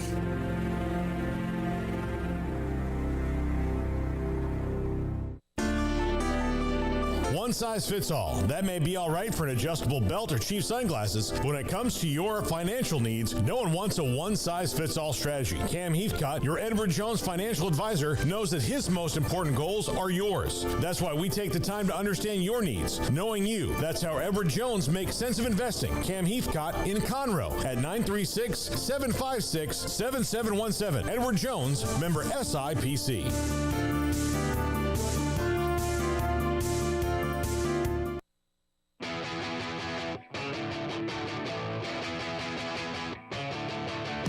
This is 365 Sports, powered by Sikkim365.com. The 4 o'clock hour is sponsored by Boozer's Jewelers, the wedding ring store, specializing in custom jewelry and repair, all in-house. Now here's Paul Catalina and Craig Smoak. Smoak will be here in just a few minutes. You can see his lovely face, bright-eyed and bushy-tailed. But if you heard the promo during the break, yes, tomorrow we'll start broadcasting our show from Radio Row. We did not go last year in Los Angeles because it was too many moving parts. Smokey and I went in Tampa, Craig, and it was one of the most bizarre experiences of my life. Honestly, when I watched The Last of Us, that was the Radio Row version of The Last of Us. It was just no one there, and it was... You know, we went because we were a new media entity and we wanted to make sure we got on at the time. We kept in the rotation because the three of us have been a lot of times, especially Smokey's been a lot. We've been to a lot of different Super Bowls in a lot of different places. We did not go last year, but we're back on it this year. It's Radio Row in a way. There are sports radio conventions and sports media conventions, but it's by far the best one you could do because you're actually doing your show. You're in there interacting with people. It's just great. It's a cool thing for our industry, and for us to do it for a couple of days is great. And I always love going. Yeah, I mean, it's cool. I will not be heading out there, but I've had my fair share of Radio Row experiences, and yeah, it's a cool time. I mean, Garrett's going for the first time. I'm sure he'll enjoy it. I don't mean to like be all like whatever. I'm kind of just I've been a lot, you know, yeah. And so it's not like, I mean, I'm not like in Garrett's shoes where it's like your eyes are gonna be as big as saucers. I just, you know, for better or worse, just kind of used to it, and yeah, just taking a little break from it. But yeah, that was sort of wild 2 years ago. Like you said, I mean, y'all were having to wear masks the entire time, which is a big part of the reason I didn't go then. Was just the uncertainty about how all that was even going to work. And I was certainly glad with the decision that I made when I saw the situation that y'all were in, when you were like one of 10 people in the entire banquet room and still having to wear masks. It was insane. So I'm glad I missed out on that. Talk show like this. Yeah, I mean, that was ridiculous. It was even more so in hindsight. It was even more ridiculous. But regardless, that was what it was. This will be a lot better than that. definitely. And it's a good time. I mean, just, be ready because you get that many people, especially, media people and radio people who talk for a living, and you get like 1,000 of them all in the same room. I mean, there's no energy quite like it, and it's a unique experience. And then you add in all of the promotional people, all the agents and handlers, and then the celebrities or the athletes or whoever comes roaming through there, and it's very interesting to be a part of, and I'm sure you guys will have a great time, and we'll get some great guests. I have plenty of times, I think about this over the years, where I've had like a handler, like people come up and be like, hey, can I get so-and-so? And it's a big time star, and they're like, yes, he's got 3 minutes and he can only talk about Old Spice. We're like, well, yeah. I mean, no offense, but no thanks. Yeah. Old Spice is a fine product and all, but I don't need that. Like, I don't need that for our show. I mean, we can just take a picture of me walking here, and that's going to accomplish the same thing. Of like, oh look, there's Paul and Joe Montana for Old Spice. Just all it was. But yeah, there's one thing I do, and I'm going to try every year, and I will tell this story, and then we'll move on to our super chat from Ryan, and retired stockbroker. Thank you too. But Dan Marino, we're in New York, and Dan Marino was right next to us because the Dolphins brought their website there that time. I don't know why they particularly chose that one, but the Dolphins website was right there. So it was MiamiDolphins.com was right there. So they had Dan Marino. And then Bleacher Report was right in front of us, and they had a contract with him. So I thought, one of the times you just ask, like, hey, he's right here. Does he have 5-10 minutes so we can just get him? You don't know until you ask. And most people are very nice about, like, no, we've got to go here and here. And the poor lady who was in charge of his PR was just emotionally worn down, and she's like, I don't even want to ask him. I don't even want to ask him. And he was so rude to everybody around him that now I will make a point of going to ask Dan Marino sometimes directly if he has time to be on the show, just because he was so rude to people for no reason. And so I'm 0 for 9 since that Super Bowl, I believe. Jeez. But the guy told me the last time, he said, look, when you get to 10, we'll do it. I said, okay, well, this would be 10. So we might have Dan Marino on the show.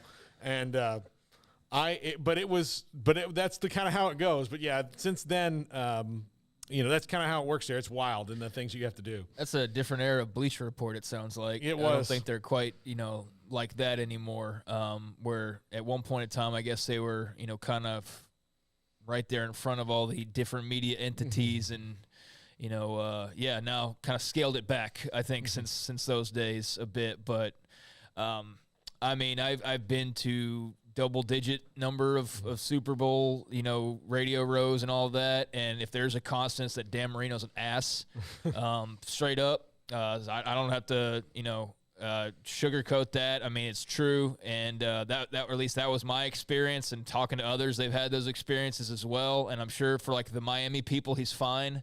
I'm sure for like CBS Radio, he's great. But in terms of having seen it multiple times, I can safely say that, like, in my experiences, he's an ass. And so that doesn't surprise me at all, that story. Even if I didn't have any previous knowledge of it, I'd be like, yeah, I believe that. Totally believe that. The weird thing to me about it is, like, look, I mean, you don't have to do every interview, but don't walk into that room and not expect everybody to ask. Oh, and that's how he is. Yeah, like, I mean, we don't know. Like, we had, you were with us. We're in New Orleans, and we had, like, Aikman, Emmitt Smith, Jerry Rice, and Eric Dickerson in like a 2-hour period. Mm-hmm. So like we got that because we asked, you never know how it's going to go. When we were in Miami, we had, like I walked up, the Sleep Number lady came and said, "You guys from Texas?" And I said, "Yeah." She goes, "Do you want Jason Witten and Dak Prescott?" I went, "Yes." And that's how you get it. So it kind of just works out that way. So we've got some wild stuff going on as well. I mean, if y'all get him, that's great. I mean, he's a legend and a Hall of Famer, but I just know that it's like what you said, 0 for 9. So, I won't get my hopes up, but hopefully 10 is the right number for y'all to get him. But I won't be holding my breath for that individual in particular. But a lot of other folks in the same position and even bigger stars than him, great. Lots of great interactions, super cool people.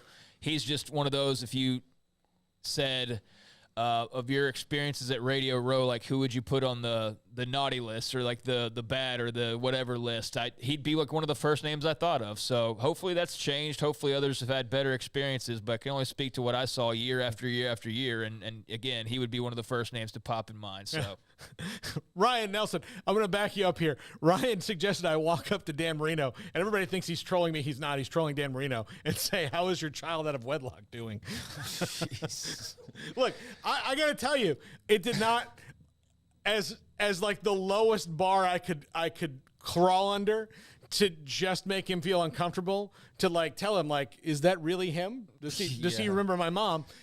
Just to see if that would elicit any kind of reaction. But no, I didn't do that. But yes, Ryan, I know what you're talking about. That was talking about Marino. Throwback story. About Marino, who just out of the blue a few years ago had that come out about him, and it was not the best PR for him. But Ryan's super chat, by the way, which is a nice segue into that, is a 5-3 finish and win the Big 12 tourney should get Baylor a 3 seed. Take care of business at home, and one road win is the path to that. Yeah, I agree with that. I think that they're firmly on that line right now. They could go up if they got super hot, and with everyday John back, that changes their lineup. If he can, especially if he can play more than 14 minutes, which 14 minutes after a year is the greatest 14 minutes ever.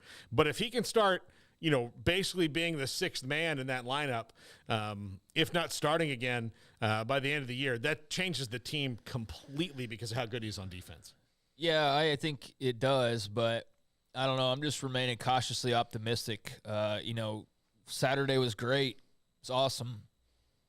Terrific to see him come back, but I just am going to be patient with his return, and if he can give you 15 minutes and do that for the next few games, or ramp that up slowly but surely, that'd be awesome. But I'm holding my breath because he's just back, and I know that they waited as long as possible to get him absolutely 100% and didn't risk bringing him back too early and all that, and he certainly looked great on Saturday. But yeah, I mean, he's a game changer. I guess I'm just trying not to get my hopes too high. I mean, honestly, I just feel like it's almost too perfect. So let's see it play out. But yeah, if he can be close to 100%, and like we saw before the injury last year, I mean, it's transformational to this basketball team, and definitely changes the way that you view them moving forward. Absolutely does. And so, yeah, it's very exciting.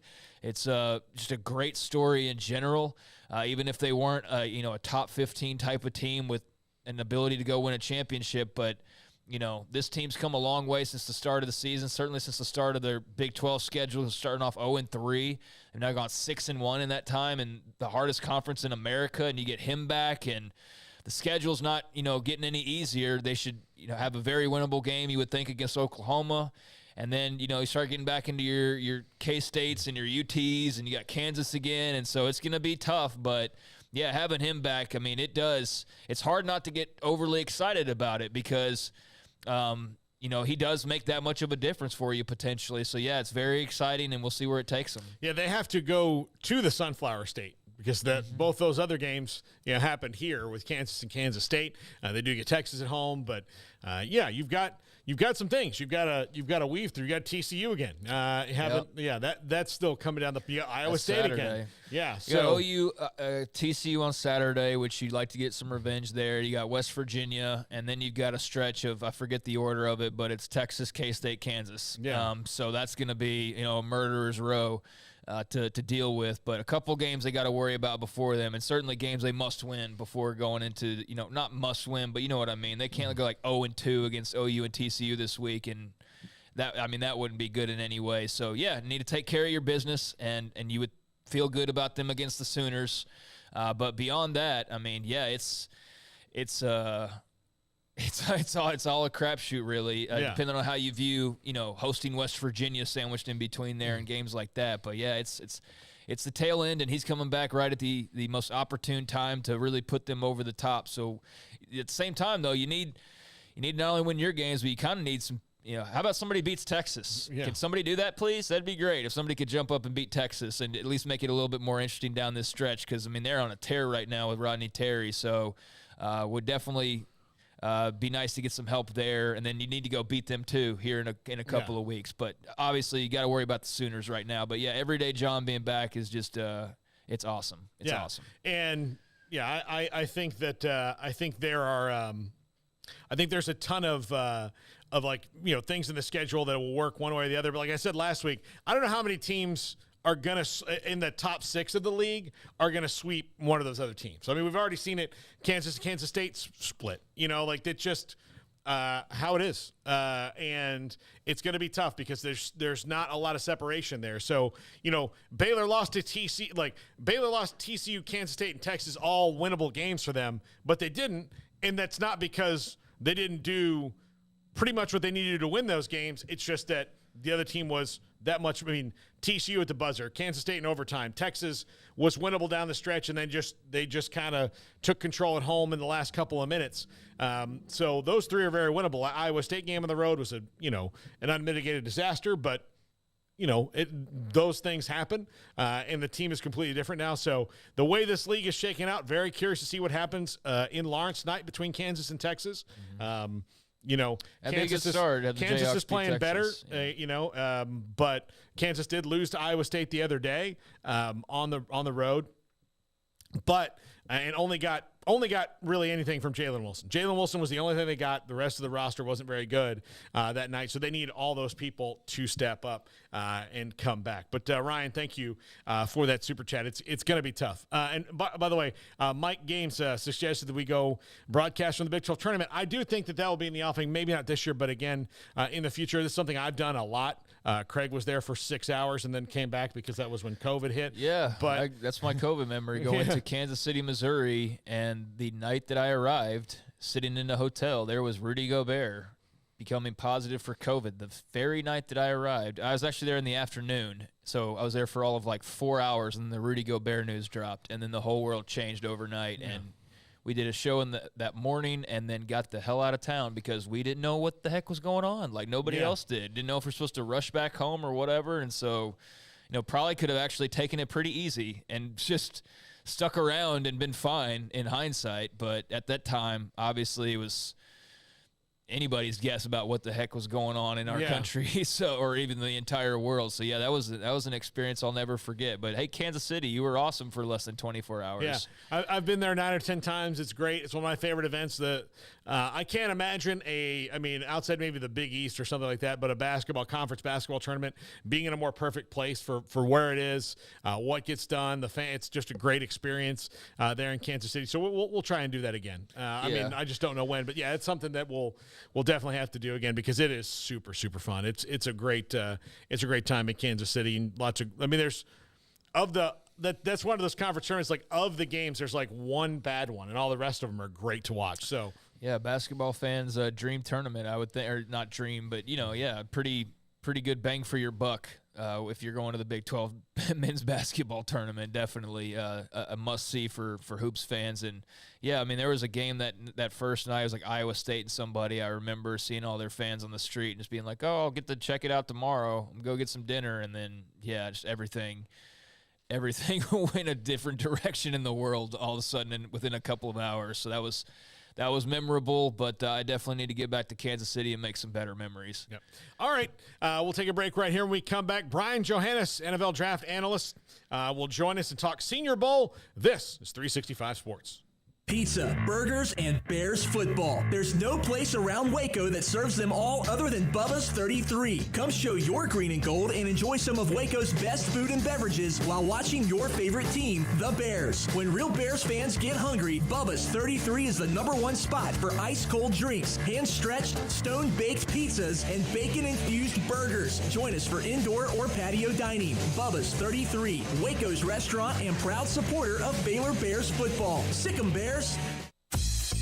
Baylor Scott and White, Southwest Sports Medicine and Orthopedics, the team physicians for Baylor Athletics, diagnosing and treating all sports-related injuries, including concussions. These specialists also provide orthopedic services for athletes and non-athletes alike, whether it's knee or shoulder pain, hand or wrist injury, orthopedic spine care, and even an arthritis and total joint clinic. Trust the doctors Baylor Athletics trusts. Baylor Scott and White, Southwest Sports Medicine and Orthopedics wants to get you back in the game.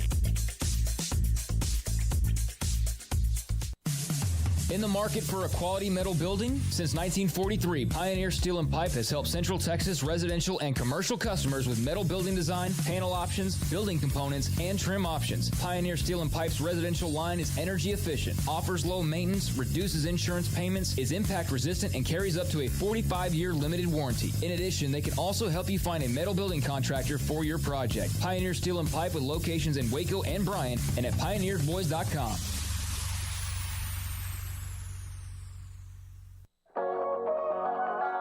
What are you waiting for? Next year's New Year's resolution to lose weight, get fit, start working out? 3, 2, 1, go to Waco Regional Tennis and Fitness. If you really want to get in shape, get rid of weight or inches, you have to make a commitment to work out, and the excuses of not enough time, you're too tired or too busy. There's a special place that will change your life at Waco Regional Tennis and Fitness on Lakeshore Drive in Waco, and they have a commitment to you too. With personal trainers Christy London, Randall Corley, and Alex Bosch, state-of-the-art Cybex equipment, new weights and spin bikes, clean and spacious locker rooms, each with a whirlpool and sauna, and a staff that will know your name when you walk through the front door. Elite tennis facilities and a great tennis pro in Britt Coleman. Waco Regional Tennis and Fitness is a place you can call home, a place you can work out on your own or with 40-plus group exercise classes. It's time for you to get in shape, lose inches, get fit at Waco Regional Tennis and Fitness on Lake Shore Drive in Waco.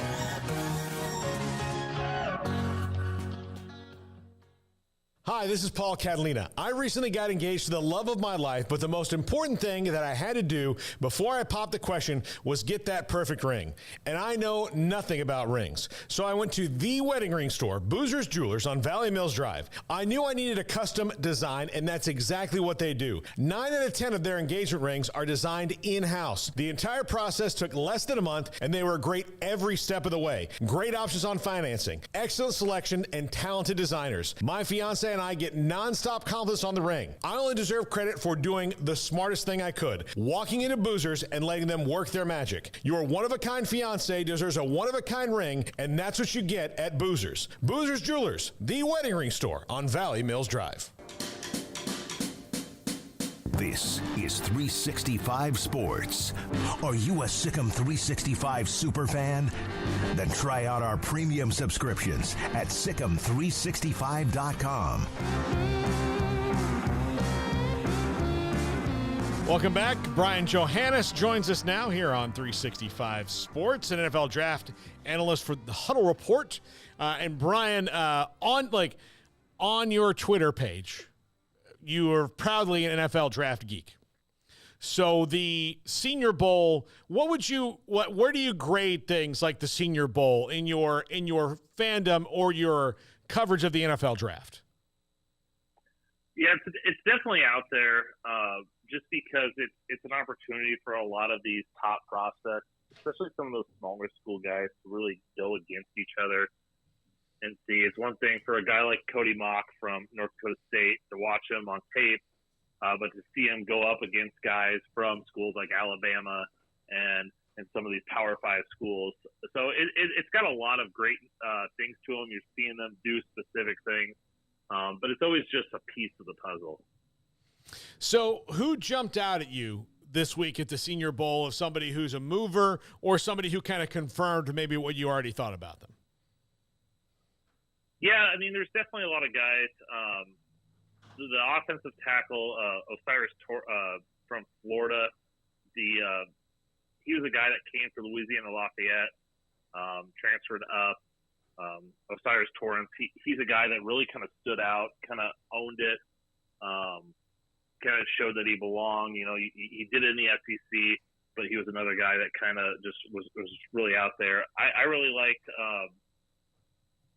Will Montgomery. He's been a guy that I've always kind of liked along the way, a pass rusher out of Iowa State. Another guy that kind of maybe a little bit smaller, but he really had a good time out there. And then even Ohio State offensive tackle DeJuan Jones is another guy.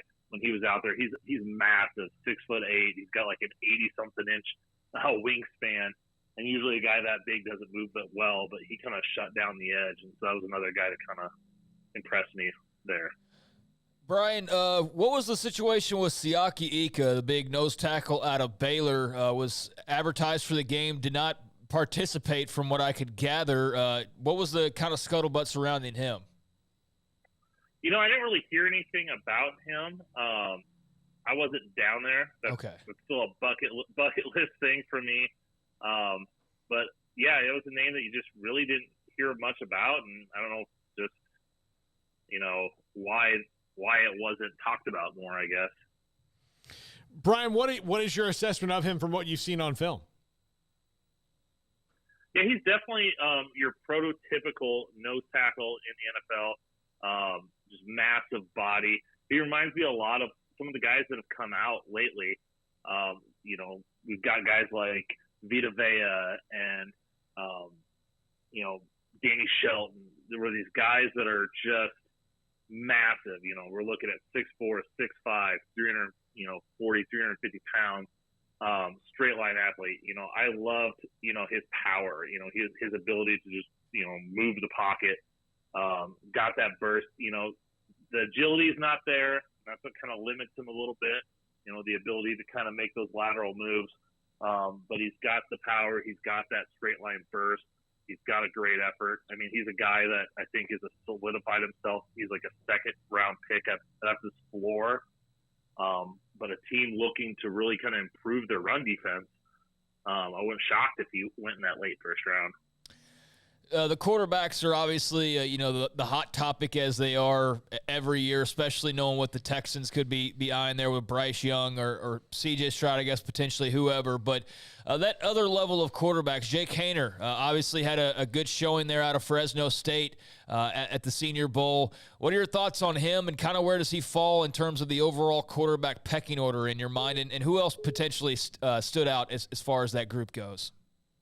Yeah, it's not, other than your top four guys, it's kind of a big drop off. And like you said, Haener was probably the best at the Senior Bowl. Just a solid, backup level guy. Just wasn't, that impressive a group. Max Duggan was, a good college quarterback. Just don't know if he has the traits to be, more than kind of a backup in the NFL. So I would say Haener is definitely, he's in that second tier of group. You look at him and Ado O'Connell from Purdue. You got Hendon Hooker from Tennessee, Tanner McKee from Stanford.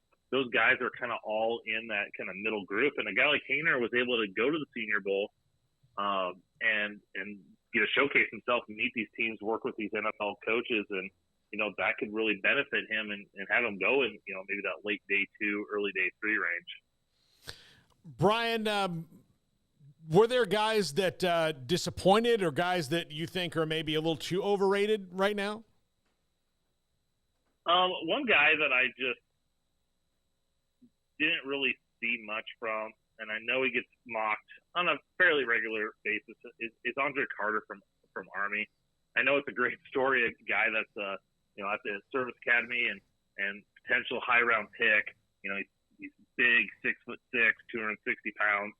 I just never really saw. I saw just a raw athlete, and just never. You see the athleticism, but if I'm going to be drafting someone in the first round at a pass rusher, I want to see a little bit more development. And part of that's because he's coming from Army, but that's one guy that was talked about coming in, and I just didn't really live up to the hype, I guess. Brian, what do you think of the top level quarterbacks? How would you rank them? Is it Young, Levis, Stroud? Richardson's pretty much everybody's fourth because he's mostly on potential and not necessarily the tape. But where do you rank those top three? Yeah, definitely Young, Levis, and Stroud in that order. I have them pretty close. I think I have the same grade on Bryce Young as I do Will Levis. It's a solid group of three. It's just you don't have that elite guy. You don't have a Trevor Lawrence. You don't have a Joe Burrow. I mean, there was all that talk of would the Bears trade Justin Fields. I don't think any of these guys were better than Justin Fields coming out. And that doesn't mean they're not going to be good. Bryce Young is my top guy, but, there's a chance he's 5'9", 5'10", under 200 pounds.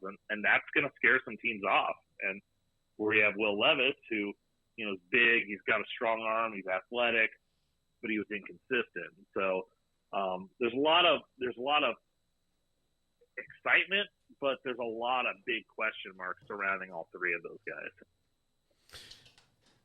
Do you like the maybe at the overall like high, like Bijan Robinson, Devin A-Chain, Jahmyr Gibbs would be the top three? What do you think about the running back class overall?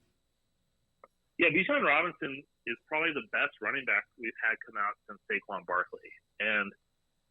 But with running backs, it's not a devaluing the position. It's just you can get running back at any point in the draft, and so that's going to be the fascinating thing for me about Bijan Robinson is he's probably one of the 10 best players in this draft class, but I have no idea where he's going to go. I mean, it's still early February, but trying to pick where a running back like him is going to go, he might shock and go in the top 10, or I wouldn't be surprised if he fell into the late 20s. So, and then after that, you just got a lot of guys that are, really solid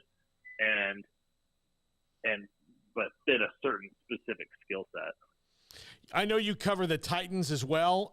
What do you think about? They're an interesting team in this, that they're not like a wash in picks like the Texans are in their own division. The Texans and Colts both have to get quarterbacks. You could make an argument that the Titans do as well, but where do they fall in they have to do this in this draft with Rand Carthon, their new GM? Yeah, for a team that nearly made the playoffs and was the number one seed 2 years ago, they've got some big holes, and I think one of those is at quarterback. It's, are they going to run it back with Ryan Tannehill? Or, they took Malik Willis last year in the third round, and he started a few games but really struggled and looks like he's, still a pretty big work in progress. So picking at 11, I mean, they're in that striking zone that they could potentially move up and nab one of these quarterbacks. Offensive line is a huge issue. Taylor Lewan, the starting left tackle, hasn't played a full season. The last couple of years, they could replace him. I really think they need to add some explosiveness to that offense. Traylon Burks, their first round pick last year, looks like he has the potential to be good, but they just need some more speed. And they're very reliant on Derrick Henry, but they could use some additional team speed. So I think receiver, if they don't move up to get a quarterback, I think tackle or receiver are two areas to kind of keep an eye on. If you could have one team's lot of picks, who would it be? Well, the easy thing would be to be the Bears because you have that number one pick. Mm-hmm. I like Houston. Houston's got 2 and 12, so you're right in that striking zone to potentially get one, if not the top quarterback or the next best quarterback. But then you also have that pick at 12, and you're going to get one of the better position players in this draft. And most teams don't have 32 first-round graded players. They usually have anywhere from 14 to 20. So you're getting 2 of those probably true first-round picks. And, I mean, that pick at 12, we've seen guys like Rashawn Slater for the Chargers. He was considered by many to be the best tackle in that class, and he falls all the way out of the top 10. So that pick 12 is definitely a good spot to be sitting at as well. Craig, anything? Brian, thank you so much for joining us. Appreciate it. We'll be back in touch throughout the draft and see as this thing develops. We get into workouts and combine and all that. But certainly appreciate your thoughts on the Senior Bowl. Brian Johannes, follow him on Twitter. NFL Draft Analyst, also does some stuff. He's got YouTube and all that as well. So go find Brian Johannes. And Brian, thanks for hopping on today. He's here, everybody. Your long national panic is over. Craig, there are people concerned. They thought that he just, I don't know, maybe held for ransom or something because we had the chair out here, but that wasn't the case. So Smokey is here now. He's entered the building after the fire department did too. So he couldn't be blamed for anything that happened there. Yep, he's here, so let's get him on. Yeah, let's go do that. We'll do that in the next segment. This is 365 Sports. Richard Carr, Buick GMC Cadillac, they are the people that you can count on. They're the people that I've counted on more than one occasion for my vehicle to make sure that it's in tip-top shape and that it's working just fine despite having to go over there in the first place to get some repairs done. Wasn't, real excited by that, but thankfully Richard Carr made the process easy, and they made it not all that painful outside of just the hassle of having to get your car fixed up and the hassle of having been in a wreck and all of that jazz. But they are the people that I counted on. They're the people that you can count on as well, whether it is going to getting your car fixed thanks to their repair shop, or whether it's looking for a brand new vehicle, or whether it's looking for a pre-owned vehicle. If you're just simply looking for a vehicle right now, Richard Carr has great deals all over the lot, so check him out. The Texas size selection over at Richard Carr Motors, over 150 vehicles that are ready to drive home today. That includes dozens of Sierra trucks on the lot. And for qualified buyers, you can check out and learn more about their special financing on the new 2023 GMC Sierra trucks, or the GMC Terrain SUVs, or the entire lineup of Buick SUVs in stock. But if you're not looking to buy new, they also have 80 quality pre-owned cars and trucks as well. So put together over 200 vehicles on the lot right now to go and check out at Richard Carr. But amongst those 80 quality pre-owns, cars and trucks, many of them under $20,000, affordable, thoroughly inspected, and ready to finance for almost any credit rating. Richard Carr has quality vehicles ready to drive today. And so new, pre-owned, or like I mentioned at the very beginning, repairs, if you're just looking to get your car worked on, you just want to drive it a little bit longer, their award-winning service department is standing by to keep you on the road. So go to the website, richardcarr.com, to see their service specials or to set an appointment for quick and reliable servicing. For 23 years in Central Texas, they've been the dealership that has built up a reputation as the people you can count on for your automotive needs. So check out the dealership run by proud Central Texans, in business for over 23 years in Central Texas and just off Highway 6 of the Imperial exit. Check them out today, not only off Highway 6 of the Imperial exit, but also online, Richard Carr, KARR.com. Y'all listen up. Let me tell you something about group meals from Rudy's Barbecue. It's got all you need for all the folks you gotta feed, smoked meat, sides, and more. There's everything down to the tablecloth, just like the one that you see at the store. At a bridal shower, it's better than flowers. In a long business meeting, it'll pass the hours. It'll feed all the cousins at a family function. It's better than potluck at a church luncheon. Next time you need to feed 10 or more, call and order a Rudy's group meal. Next in line. Stepping into a new pair of boots is great, but stepping into the boots of a U.S. Army officer can also add confidence and leadership skills to your son or daughter's career path. There are more than 150 occupational specialties to help them find the best fit for their future. See all the things your son or daughter can achieve in our boots at GoArmy.com. U.S. Army Waco Recruiting Company, 254-598-8131 or 254-776-1543. Riverbend Liquor and Wine, Lakeshore Drive and North 19th Street, right behind the bank, is a hidden gem in Waco. If you're a fan of bourbon, especially local Texas bourbons, that's where you gotta go. Balcones, TX, Devil's River, whatever it is, they've got it. Riverbend Liquor and Wine, plus the best selection of craft beers in Waco, seasonally churned out throughout the year. Whether it's spring, summer, fall, or winter, Riverbend Liquor and Wine, best selection of craft beers, a speedy drive-through window, and excellent customer service. Find out more on Instagram or just go by and see them. Lakeshore Drive at North 19th Street behind the bank. There are 26 letters in the alphabet, over 600,000 words in the dictionary, and just 3 of them said together can change everything. Let's order pizza. Those 3 words lead to dough made from scratch and 3 fresh signature cheeses that blanket golden crust in a heavenly melt on Marco's Pizza that'll blow your mind. So visit Marcos.com to order and stop by Marco's Pizza in Belmead, China Spring, Woodway, and in Robinson. Marco's. Pizza lovers get it. Don Humidor, your home with a 48-foot walk-in humidor with the elite cigar brands from around the world, including the #1 cigar of the year, Aging Room Cuatro Nicaragua. Plus, they have the great brands like Macanudo and Artur Fuente, Rocky Patel, Aston, and so much more. CBD, great for sore muscles, aches and pains, sleep, Vita Dreams, and anxiety, mild depression, general health and wellness. Their staff very knowledgeable on the subject. If anyone is curious about CBD, ask Carol and Ashley. Don Humidor in the Townwest Shopping Center off Valley Mills in Waco. With so many companies and policies out there, it gets so confusing shopping for insurance, and I never know if I'm getting the policy that's right for me. Luckily, I met the team at the Niche Group Insurance Agency. With the Niche Group, you can go to one company and get access to coverage options from many insurance carriers, and you get to speak to a real person about your specific coverage needs. With the Niche Group, I know I'm getting the right coverage at the right price. If you need insurance, talk to the experts at the Niche Group at 1-800-258-8302. This is 365 Sports, powered by Sikkim365.com. Enjoying the show? Hit the like button and subscribe.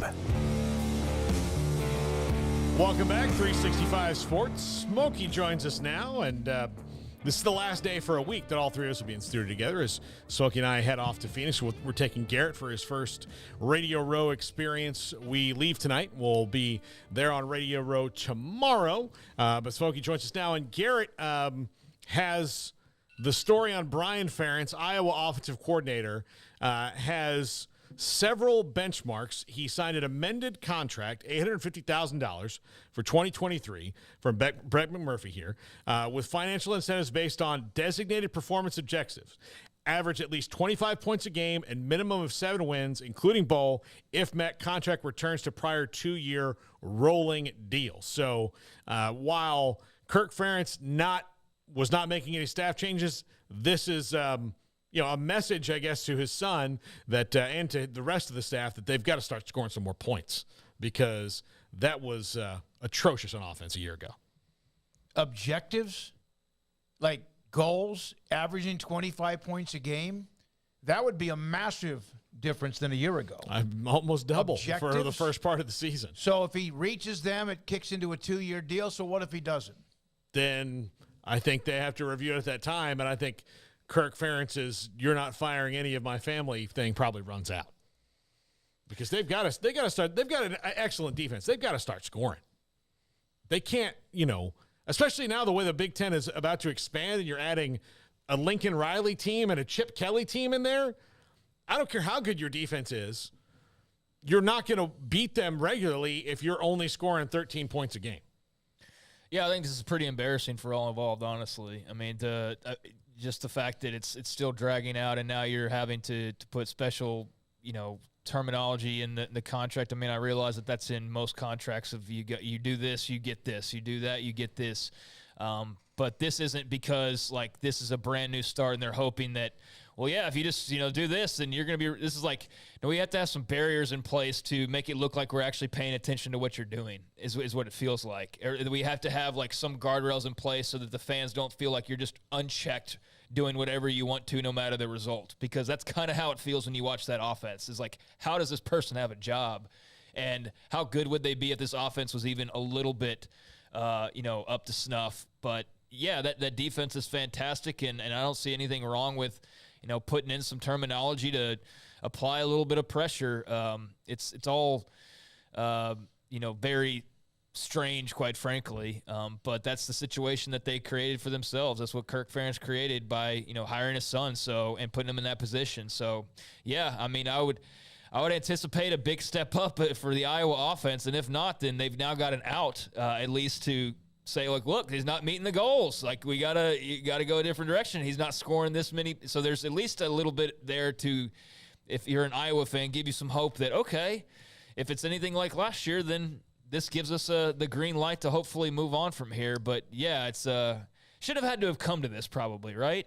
Should have just already kind of been established. But that's the situation you're dealing with. Is this not just, Craig, you mentioned it's embarrassing. I agree. Is this kicking the can down the road? Is it still using they were horrible, but objectives,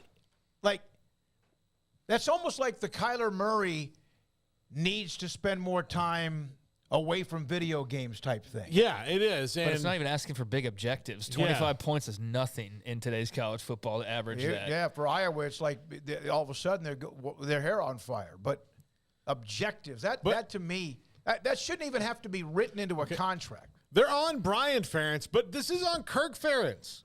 This is on him adjusting what And it's worked for a long time for him to have that kind of a team. And Iowa's had 2 coaches in 50 years. They've had Hayden Fry and him. And that's great that they're that consistent. That is, I wish more teams were like that, right? Like the Steelers of college football. Exactly. Yeah. The same colors, too. I mean, yeah. So they're like that. I wish more teams were like that because it means you're making decisions that are good for you. But if I was going to really compete, and now you've got to, the other thing is that maybe if you're Iowa and you can kind of resolve yourself to the fact of, well, there's only 4 teams that are going to get a chance to win a national title, and before that was only 2 teams are going to get a chance to win a national title. We're this is where we can be. We can be a good team year after year after year, but now the playoff is expanding. If you're 12th, you're going to have a shot, but you're not going to have much of a shot no matter how good your defense is if you're scoring 13 points a game. You're just not. And so they've got to amend what they are, or they have to just say, well, this is what we're going to be. And I don't think that as much as they may enjoy and love Kirk Ferentz, that's going to last forever. Plus, he's an older dude. So one of the days he's going to retire. They've got to start turning into the modern era a little bit. And I'm one who doesn't mind a little old school every now and again, but there's a point where you've gone too old school. Well, I mean, it just seems like they're trying to save some face here and punish, I use that very lightly, punish him in some way for the lack of performance, of late. So the objectives they're asking are not monumental by any means. He's asking you to do what, nearly 100 teams did in college football last year, which is average 25 points. They're taking a little bit of money away, but he can earn that back if they perform well and reach certain goals. So slight pay cut, less years on the contract, or what, instead of a 2-year deal, it's a 1-year deal basically. And yeah, to get that money that you're losing, you have to go meet some goals, which I don't think is asking too much. I mean, I do think there had to be something. You had to do something. You couldn't just let him go scot-free through the offseason and act like they were okay and that nothing's wrong offensively for Iowa. But it's kind of embarrassing now because it's come under a spotlight. Not that it's some big national story, but like here we are, we're talking about Brian Ferentz's contract and his little pay cut because they can't score points and the defense outscores them most of the time. So it's not the best look for anybody involved. I don't really know at this point, like outside of just a family tie, like why they're even going through this again. But yeah, I'm sure it feels a bit more complicated behind the scenes. It just, from the outside, it just seems like the easy thing to do would be to fire him and move on and go find somebody else. But I understand there's more to it than just that. Had he averaged 25 points or scored 25 points a game, they would have ended up 11-2 instead of 8-5. Because remember, Iowa State was that 10-7, lost 9-6 to Illinois, lost 24-17 to Nebraska. That means if you would have scored 25, you win that game. And that was with the West Division up against a team that's awful. And then, of course, got drilled by Ohio State 54-10. Michigan 27-14. They still would have lost that game. So I don't know how much more they averaged per game. I bet they were averaging, they played 13 games. I think they scored 280 points. No, they were in that lower 20s at the most. That's just that's ridiculous, guy. Like, that's ridiculous output for an offense in today's college football. Mm-hmm. I mean, that's just, come on, what are we doing here? I mean, that defense was sensational, and you just left them out there. It's like I saw somebody comment on, like, one of the first posts I saw was like, do the defense's points count? Because they might need them. Yeah. And that's like, it's funny and it's a joke, but it's also just pathetic, right? That 25 points a game seems like it's some... And it's not. It doesn't really seem like that high of a bar. But given their offense last year, it kind of like, will they reach that most of the time? I don't know. I don't guarantee They did not even average 18 points a game. I mean, so yeah, they're expecting more. They're expecting what, like 90 offenses already average, and probably what, like 75 average well more than, at this stage. I don't know what the exact number would be for all those who average like 30 plus or more. But yeah, they're on the lower end and have one of the best defenses in all of college football. So it does make you wonder, like, if they're just a little bit better, certainly there's some give and take there. Like, not everything just stays as is if your offense is on the field more, or if, they're scoring a bunch more points and they're scoring faster. But yeah, I mean, I don't think this is too much to ask. And like I said, I think it's kind of embarrassing that it's actually like at this point where they're having to you score 25 points, we'll give you your money back. Like, it's just, it's kind of silly. Like, what if he scores 24? You know, then at least they have a reason to fire him, I guess. That's outside that dad can't say, well, no. Look, he didn't even reach 25 points. But yeah, I think it kind of sucks for everybody involved, but most of all for Iowa fans. Remember when Art Briles and Baylor back in 2010, and then Phil Bennett was hired, I think, 2011. There were times they scored as many as they wanted. I mean, very rarely did anyone kind of shut them down, and it was the opposite. You wondered how good could Baylor be? And then in 2010, they were 7-6, made their first bowl game in 16 or 17 years. And then they had the RG3 10-3 team. But remember, it's the opposite. Their offense was incredibly dynamic, and you wondered how good could they be? How much better could they be if they just got to stop a half? Yeah. What would their record have been if they could have just had maybe forced a punt or created a turnover or stopped somebody on downs once a half? It would have. Yeah, I mean, we thought that way. Well, that's how you keep the goal reasonable, right?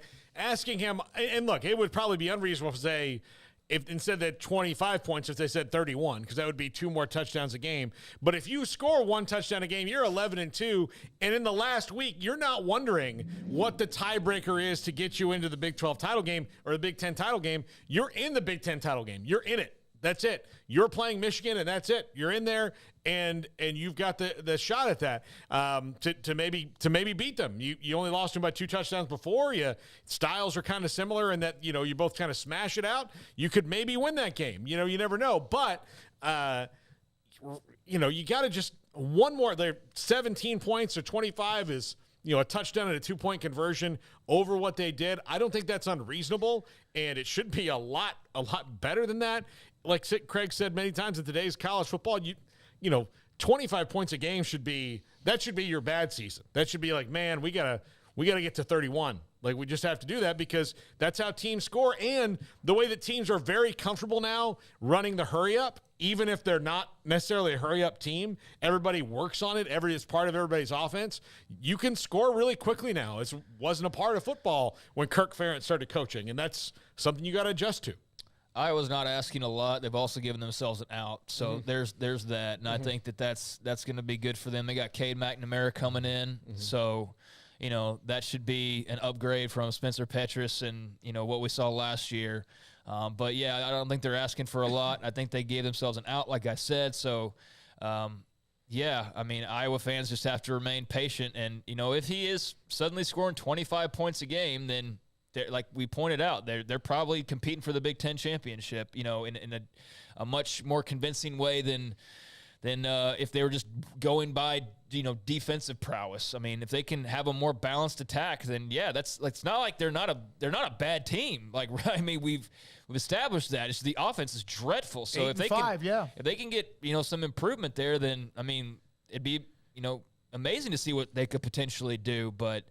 Yeah, at least there's, for Iowa fans, at least a sign on the wall that if you're having to watch that dreadful offense again this year, scrape to muster 21 points, well, at least know that you probably won't have to worry about it too much longer. Like, those low scores will actually be beneficial that, hey, that's another sign or step forward, us getting a new offensive coordinator eventually, because he's not going to meet this average of 25 points. But there were 3 teams in the West, by the way, and this is on Iowa's offense, but 3 teams in the West that gave up about the same amount of points. Illinois, of course, was stingy, 166. Iowa, 173, and then Minnesota, 180. But Iowa scored 230 points. Illinois scored 85 more over, again, that's about a touchdown a game. And Minnesota scored 137 more points a game. And then they had a better record. Well, no, they were 9-4, and Illinois was 8-5. But imagine if they could have put up half of those. Like, again, just another 10-7, 9-6 alone. The 24-17, they really were out of that game for most of the game, came back and, of course, almost won. But just anything. And, of course, the other offense that struggled and really struggled this year because of it was the team they played and lost 10-7 in what they did with Matt Campbell in Iowa State. Man, is that what's worse? Kyler Murray's contract getting out of this one? Kyler Murray? Kyler Murray. Yeah. I mean, this is pretty cut and dry, guys. Yeah. Hey, average this amount of points or you're probably getting fired, and we'll have more of a reason to because now we've changed the contract to say this is the bare minimum, And it's not really that hard to accomplish if you're a functional football coach, because now you've got a big transfer quarterback. You've got the onus on you now that you need to meet like the bare average of college football, and you have a great defense that gets the ball back for you and gives you opportunities, and you're just going to have to find a way to be better on offense. And given how much time they've had to do that, it's not asking a whole lot. So, yeah, go and fix that offense and get it straight, or Brian Ferentz is going to be out of there. And that's pretty simple. So if I'm an Iowa fan, I'm kind of embarrassed by just the fact that this is what it is, but also thankful that, hey, at least there's a bar that needs to be reached. So there's some level of accountability that if, again, we're struggling to score 20 points a game, then changes are going to be made. And so that's what I would take solace in if I was a Hawkeyes fan. Yeah. Kyler Murray will run through 2 or 3 more head coaches in Arizona before that team moves on from him. Oh, yeah. He's got way more power. Yeah, you got a lot more, no question. And some asking about why not hire a special assistant to Kirk Ferentz for the offense? And again, there's a lot of these analysts that are out there. You might be able to have an analyst on staff who help you dramatically. You can only do so much, because I never did get a chance to ask Aranda or Mac that question about what can the analyst roles be on game day. Like we saw some on the sidelines this year, not just Patterson and Texas, others, but we brought that one up. What is the role? Because I always thought you were allowed to have a pretty good role, but on game day, it's different. Well, yeah, you can't be on the headset or anything. Well, I don't know about that. Well, I'm not sure that's you can discuss. True. I don't think you're. Now I feel like I'm gonna start doubting myself. I don't believe you're on the headset, but that's from what I was reading about Patterson a while back. Was like he chimes in during halftime or moments like that. But I don't know what like the 2023 rules are for what all's allowed and what's not. That's what we had that discussion about the headsets, like just getting rid of the limits because they're unenforceable anyway. And the only reason they're worried about it is Alabama could put 85 guys on the headset, but at that point, is it worth having 85 guys on the headset, or are they just doing it because they can? What's the reasonable number of people that you can have on and it's effective, and then either set the limit at that or whatever. And I do think, like, if you're a team that's dumb enough to just give everybody the headset, then you're going to get what you deserve. So, and if you need a special assistant to help prop up your coordinator, you probably need a different coordinator. Yeah. Probably should just hire the special assistant to be your coordinator. That's supposed to be a cherry on top, not the guy doing the real job. Look at what happened with Nathaniel Hackett in Denver, right? He had to bring in a coach to help him with game management because he wasn't ready for that. And basically, if you're the head coach and you have to hire, like even your first year, you have to hire somebody who's helping you with game management, you've pretty much told the owners of the Broncos, I don't know, I'm not ready for this yet. Yeah. I mean, that's what you told them. So, Garrett, I'm not sure because I obviously didn't get here till 30 minutes ago. Did you ever, not going to do it here, maybe in the next segment, do we have David Hellman at 5:30? The comment about Jim Boeheim. I still have that. Okay, let's use that in the next segment. Man, it was Pittsburgh's Rutgers assistant coach on a shot to Jim Boeheim, responding to Jim Boeheim, discussing college athletics today. We'll have that and much more. This is 365 Sports. The President's Day sales event is happening now at Allen Samuels in Waco. Shop the great selection of new cars, trucks, and SUVs and get amazing deals on new Ram trucks, Jeep SUVs, Chrysler sedans, and minivans, or a sporty Dodge. You get more for less, guaranteed, more value, more selection, more service, and more trade-in allowance. And of course, if we don't have exactly what you want in stock, we can help you build the custom car, truck, SUV, or van of your dreams and order it today. It's the President's Day sales event happening right now at Allen Samuels in Waco. You want to know why Stonewood Dental is so successful? Listen to what happy customers have to say. Pleasant. It's different than any other dentist's office. I really feel like they care. And it's not that you're here for 2 hours waiting on someone to take care of you. It's quick and easy, and I bring my kids, and my kids love being here too. They really love the treasure box. Staff is really nice and accommodating, real friendly. You feel more like home. It's not sterile looking. Everybody has their own personalized rooms with decorations and decor, and they'll even have a blanket for you when it's cold. I've recommended people to actually come here, and they are patients now. I really love it here. It feels like family. Learn more, stonewood-dental.com.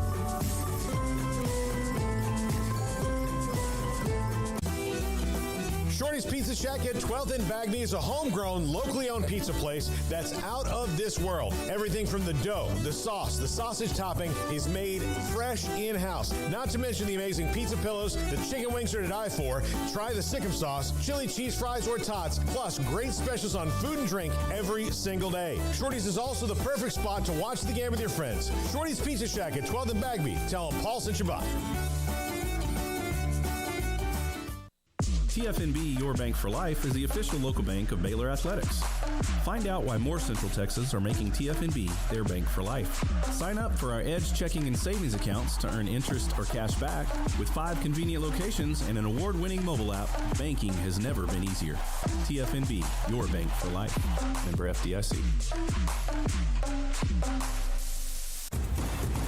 Hey, this is Bryce Petty, former starting quarterback and 2-time Big 12 champion, and I know firsthand the importance of being in top shape both on and off the field. So listen up, men. If you're feeling beat down day in and day out and looking for that high-performance edge that separates the men from the boys, then look no further than the Petty Clinic Low T in Waco. Petty Clinic is a comprehensive men's healthcare clinic with an atmosphere catering to men. Board-certified Dr. Kent Petty has a special interest in offering the highest quality medical care to men of all ages. Some of the services offered include screening and treatment for low testosterone or thyroid, infertility, high blood pressure, diabetes, high cholesterol, sleep apnea, while offering comprehensive wellness exams and complete men's health lab panels. High performance men, remember, it's not just a Petty thing. This is Bryce Petty, encouraging you to reach out and Google search Petty Clinic Low T or go to pettycliniclowt.com and get your complimentary lab screening today. How did Edward Jones become one of the biggest financial service companies in the world? By not acting that way. Financial strategies, one-on-one advice, it's a big difference. And that's why Brad Wilson, your Edward Jones financial advisor, makes sense of investing. Experience the difference for yourself. Brad Wilson, 250 Sharon Drive in Woodway, 254-776-4337. Edward Jones, member SIPC. This is 365 Sports, powered by Sikkim365.com. The 5 o'clock hour is sponsored by Edward Jones Investments with financial advisor Ben Erlinson, who'll navigate you through today's financial climate. Edward Jones, making sense of investing. Now here's David Smoak, Paul Catalina, and Craig Smoak. Over the weekend, Syracuse has had a couple of down years for them. Of course, Jim Boeheim, a Hall of Fame coach, and they've won national titles. And he's been around forever, and it pretty much he runs the show on when he can step down to even mention this. But this is not the one, Garrett, yet. But after the game, they lost a tight game. When asked if he thought he'd be coaching the team he has, this younger team that he has the next year, I have no other plans. Listen, this has been the question of the day for 15 years. You know, he's a grumpy, angry. This isn't a new question. It's just the calendar going, well, he's 78. It's just the calendar. If it wasn't the calendar, if I was 65, no one would be saying anything. And I'm not going to retire just because it's the calendar. Anything can happen. Anything literally. We'll just see what happens. I don't say anything because I don't know. Then he started to go off on NIL. And, went after it. So then, Brandon Knight, who played at Pittsburgh, he's an assistant at Rutgers, when asked about Jim Boeheim and talking about NIL and how NIL's ruining the sport, and that's why Mike Krzyzewski got out, and that's why Jay Wright got out, Brandon Knight said, next time, ask him, Jim Boeheim, how many teams he bought before NIL was legal. Don't throw stones in a glass house. Remember, you've been coaching a lot of years, and a lot of us know who got paid. Yeah, I'm not going to doubt Brandon Knight on this at all. So Jim Boeheim had Carmelo Anthony on his national championship team. And I'm not trying to besmirch the good name of Melo here, but you're telling me that Carmelo Anthony, in an era where guys like him were taking money to come to go anywhere, to go places, was pure as the driven snow? One of the best one-and-dones ever. So, yeah, there's, it's happened at a lot of places, and, Jim Boeheim saying NIL is ruining the sport. Well, I mean, I don't know how much it's changed it all that much other than we know about it now.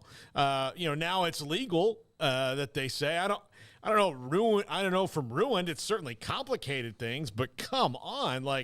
And I just tell you this, when Baylor played Syracuse in 2019 in the tournament, and they played them in the first round in Salt Lake City, they had a player who did not make the trip. The Syracuse media knew the player didn't make the trip, and they asked Jim Boeheim why he didn't make the trip. And Jim Boeheim stood up there and lied to them, and then, threw a lot of subterfuge out there, so I don't know what you're talking about. And then had to come to it after the game that Baylor drubbed him in, and then say, yeah, well, he wasn't here because of this legal issue and blah, blah, blah. And the whole Syracuse, beat writer group was like, why didn't you just tell us yesterday? What's the difference? What's going on here? And so that's the kind of cantankerous old coach that he is. I mean, that's what he's going to do. And he can complain about NIL all he wants, but again, you do that, and you got people like Brandon Knight who are gonna say we probably got some receipts here.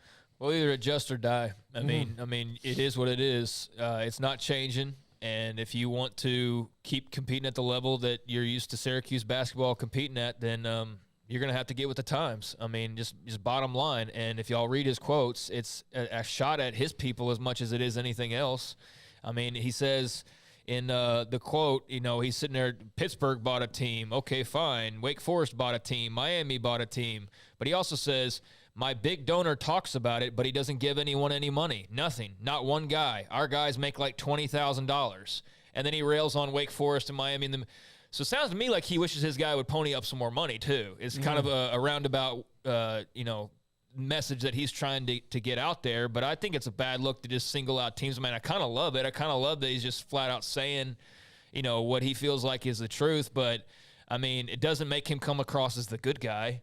And I definitely didn't think that he probably had just teams that were all just wanted to play for Cuse and play for Boeheim and weren't ever looking for anything else during their careers at Syracuse, while, around the rest of the country, all of their peers were certainly, being wined and dined, entertained, paid, what have you, to play at similar programs. So, yeah, I don't think his hands are clean by any means. I think he also took a shot at his people with the $20,000 remark, and the donor says things but doesn't give anyone any money. I think that was a message sent. That would have been an interesting I think phone call. He took some pot shots, obviously, at some rivals who are in a better place than he is. So, yeah, very much sour grapes there. And you guys do realize what happened after all this, right? Yep. He apologized. I've got it in front of me. Yeah. Yep. I would like to clarify remarks I made at a conversation I had with a media member following our game Saturday evening. I apologize to the schools I mentioned. I believe the ACC member institutions are in compliance with NCAA rules governing name, image, and likeness. It was not my intention to imply otherwise. No, yes, it was. Yes, it was. Okay, and tell me this. Riddle me this, people. What has Jim Boeheim done since that Syracuse team? Carmelo? Since Melo. Golly, I don't know. I can't. There's nothing that stands out. A team that made a run. 25 years have passed. Yeah. I would think there's got to be some other runs he's made. They've been okay, but and he's won a national title, and that kind of puts him in rare air because there's not a lot of guys who have done that. There's how many active coaches have? He's one of the active coaches that has. Now that Coach K is retired and all that, like Roy Williams retired, so there's not a whole lot of guys sitting out there with a ring. But it's been a long time, and so his adapt or die is it's starting to he needs to retire. Yeah. I mean, he almost who was it recently that did this? An older coach. I can't. It was a football coach, I thought, that kind of got grumpy about this and then had to come back and apologize. I thought it was during last season. I mean, Nick Saban, well, he didn't really have to apologize, but I mean, Saban went after Jimbo because all that, and Jimbo went out. That was similar because he did bring up A&M.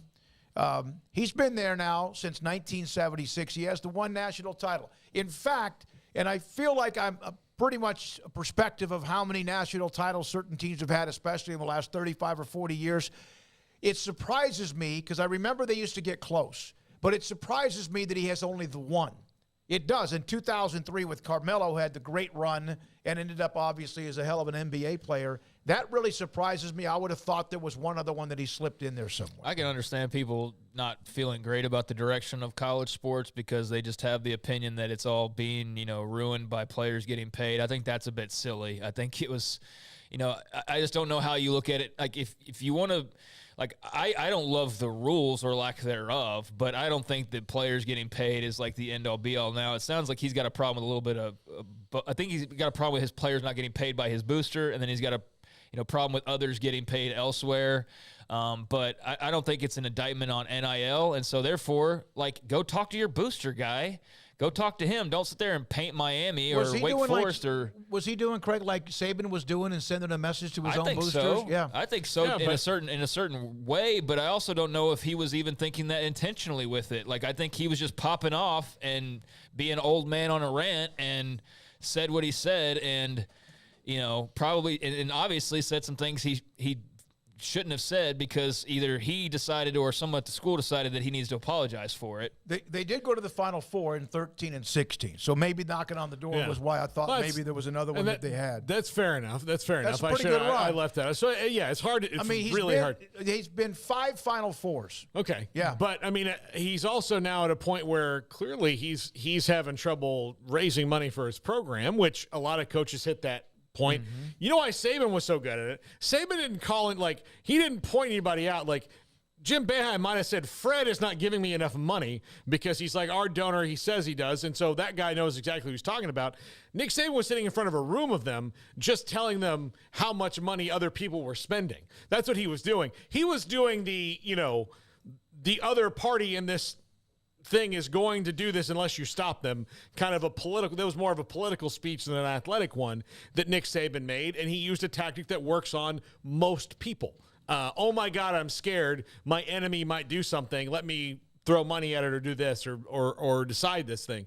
So that's what he did. What Jim Boeheim did was specifically call somebody out. What Jim Larrañaga is doing at Miami with the help of John Ruiz that's pretty much what you're going to have to do now, especially at programs like Miami that are not classic basketball programs. To get those guys, to keep those guys. Jim Larrañaga has been in the portal. He built that team he had last year out of the portal, got guys that were in their third team. Maybe even one of their guys was on fourth team that he'd been, navigating the transfer portal, and they made a good run. And that's how he had to do it, because you can't just be Kansas. You can't just decide, wake up one morning and go, we're Kansas, just like them. You can't do it. You can't do it. I'm Kentucky. I'm Duke. You can't do it. It's years and years and years of that. Jim Boeheim is that, but clearly he's waning, and it's probably a problem of him being the guy that the donors want to hear from. James Gregg, is there a college basketball coach, men's basketball coach, crankier than Boeheim? Somebody mentioned, and it's not. Bob Huggins gives you that impression.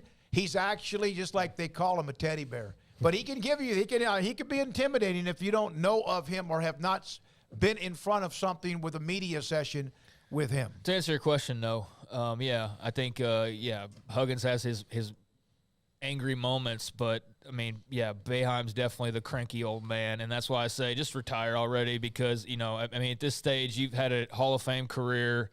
There's been, good, bad, ugly, what have you, but if you're at this point and you're complaining about, Miami's buying a team or what, just either get your donors in line and get them strapped up with cash to help you out, or just get out of the game, because it's not changing to the way that it was when you were taking, Mello and company to the, the title game. I'll tell you, Bob Huggins is cranky with two types of people.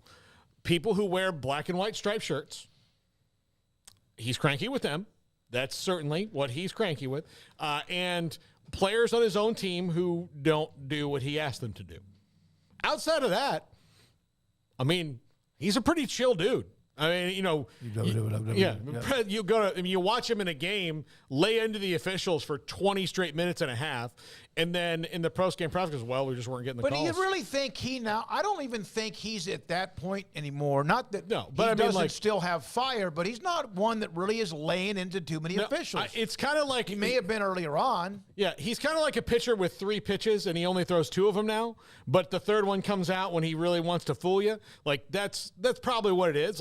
He knows that he's got the speed if he's got to, but he also kind of knows how things are, and he knows when to pick his spots. Look, I remember one of his most famous complaints was after a Kansas game because he was saving it up. Like, he knew he was going to get some heat for it. He knew that the conference was going to be happy. But he chose that, like, this is what I'm going to say now after this game where we got, out foul shot by twice as many in a game that had that went how it went. So that's what he said. So he's not, like, I wouldn't call him cranky. I would call him, or cantankerous like Jim Boeheim. He's completely different. He's pretty mellow, actually. I mean, I think he's pretty laid back generally. Paxton agreed, Craig. He can't stand the refs. He had 2 techs against Oklahoma. Sometimes refs need help. And then also S. Michael DeHart, it's that West Virginia blue-collar, Craig and Paul and David, the blue-collar attitude. He was brought up that way. All right, that's kind of who he is. That's his DNA. Back before, when something brought up about Boeheim, someone mentioned he misses his buddies John Thompson, Rolly Massimino, and Lou Carnesecca. Back in the day, that's where even back you can go to the back days. You had Bob Knight and some others, Al McGuire and others who were a part of coaching at that time. I also think that, and maybe it'll come back around again, but we're in an era where the cranky jackass coach is just not going to play like it used to. I mean, it's just not. Things are different. Times are changing. And you can't be Woody Hayes anymore. You can't be those guys. So, it's as hard. It's an adjustment. When you've done something one way for a long time, yeah, it's an adjustment. But, 78 years old, he's Woody not going to Hayes, change. That was 50 years ago. But that's my point, though. Like, you can't. Well, Bo Pelini's kind of an example. Yeah, you can't be Bobby Knight. Kind of ran himself. He's still coaching, but ran himself out of it. You can't chuck chairs across the court. You can't, you can't rule by fear so much anymore. And you can't be Urban Meyer. You can't do it. The chickens always come home to roost. Before you could hide those things, you could push them away, but now, I mean, you just can't. Paxton asking at West Virginia fans, should Huggins retire too?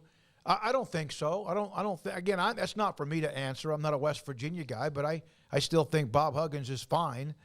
Steve Moser, Bob Knight, no question, was a jackass.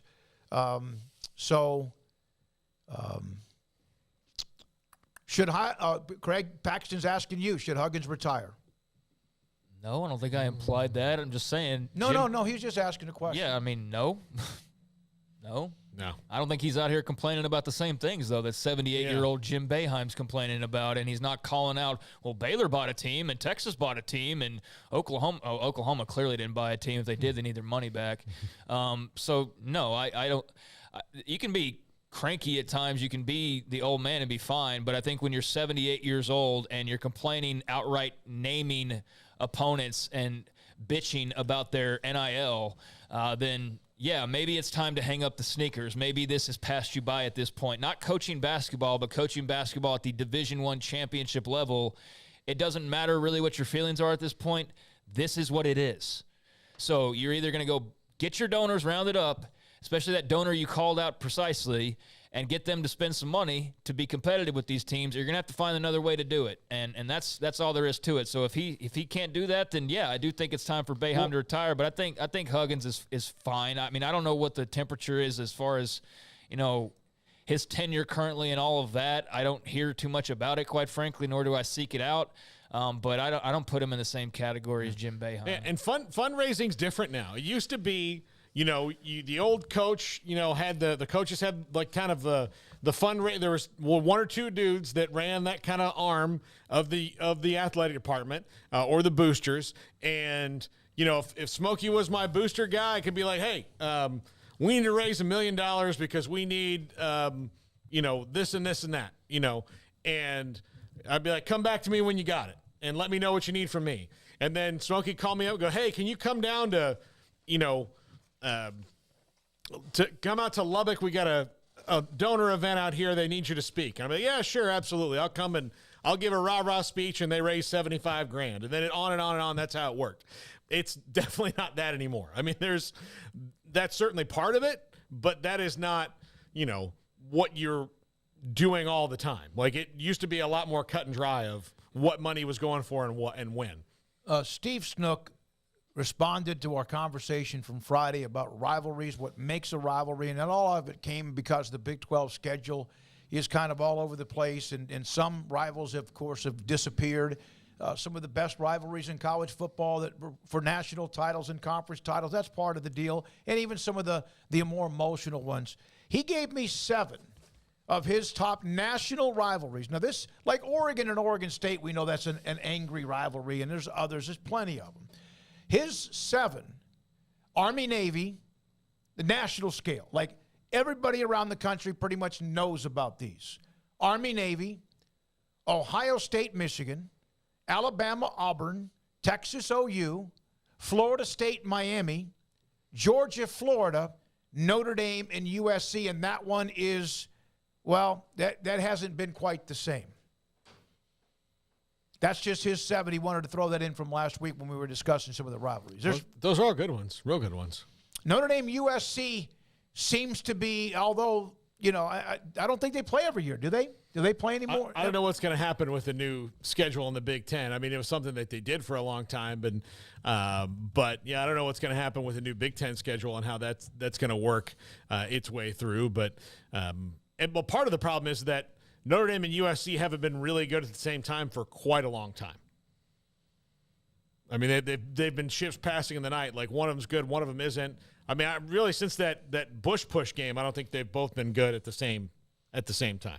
Yeah, I guess they from all indications, they're still playing. And that's what part of it. They've been playing. I mean, they've been playing. For some reason, I thought that was interrupted, but no, it has not been. No. Notre Dame and Michigan quit playing. That's right. That was it. That was the one that was the long-time rivalry they stopped. But yeah, that's the other thing that can kill a rivalry. If neither team is at the same level at the same time, then it can get kind of boring. And not even about, one team winning 9 in a row. It could be, both the teams are kind of stuck in an average, rut, and then it's only cool for the fans.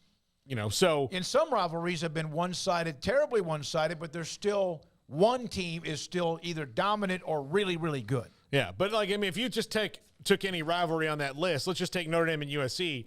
If they both win on years where they're 8-4 at best and mostly 7-5 and 6-6, it's only going to be a rivalry to USC and Notre Dame. That's only going to be a game that those fans care about.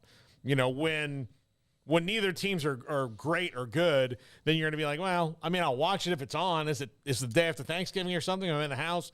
Yeah, sure, I'll watch it, but it's not going to be appointment television like, Alabama and LSU is right now, or Georgia and Tennessee was last year. Those kind of things where you've got to sit down and watch a rivalry game.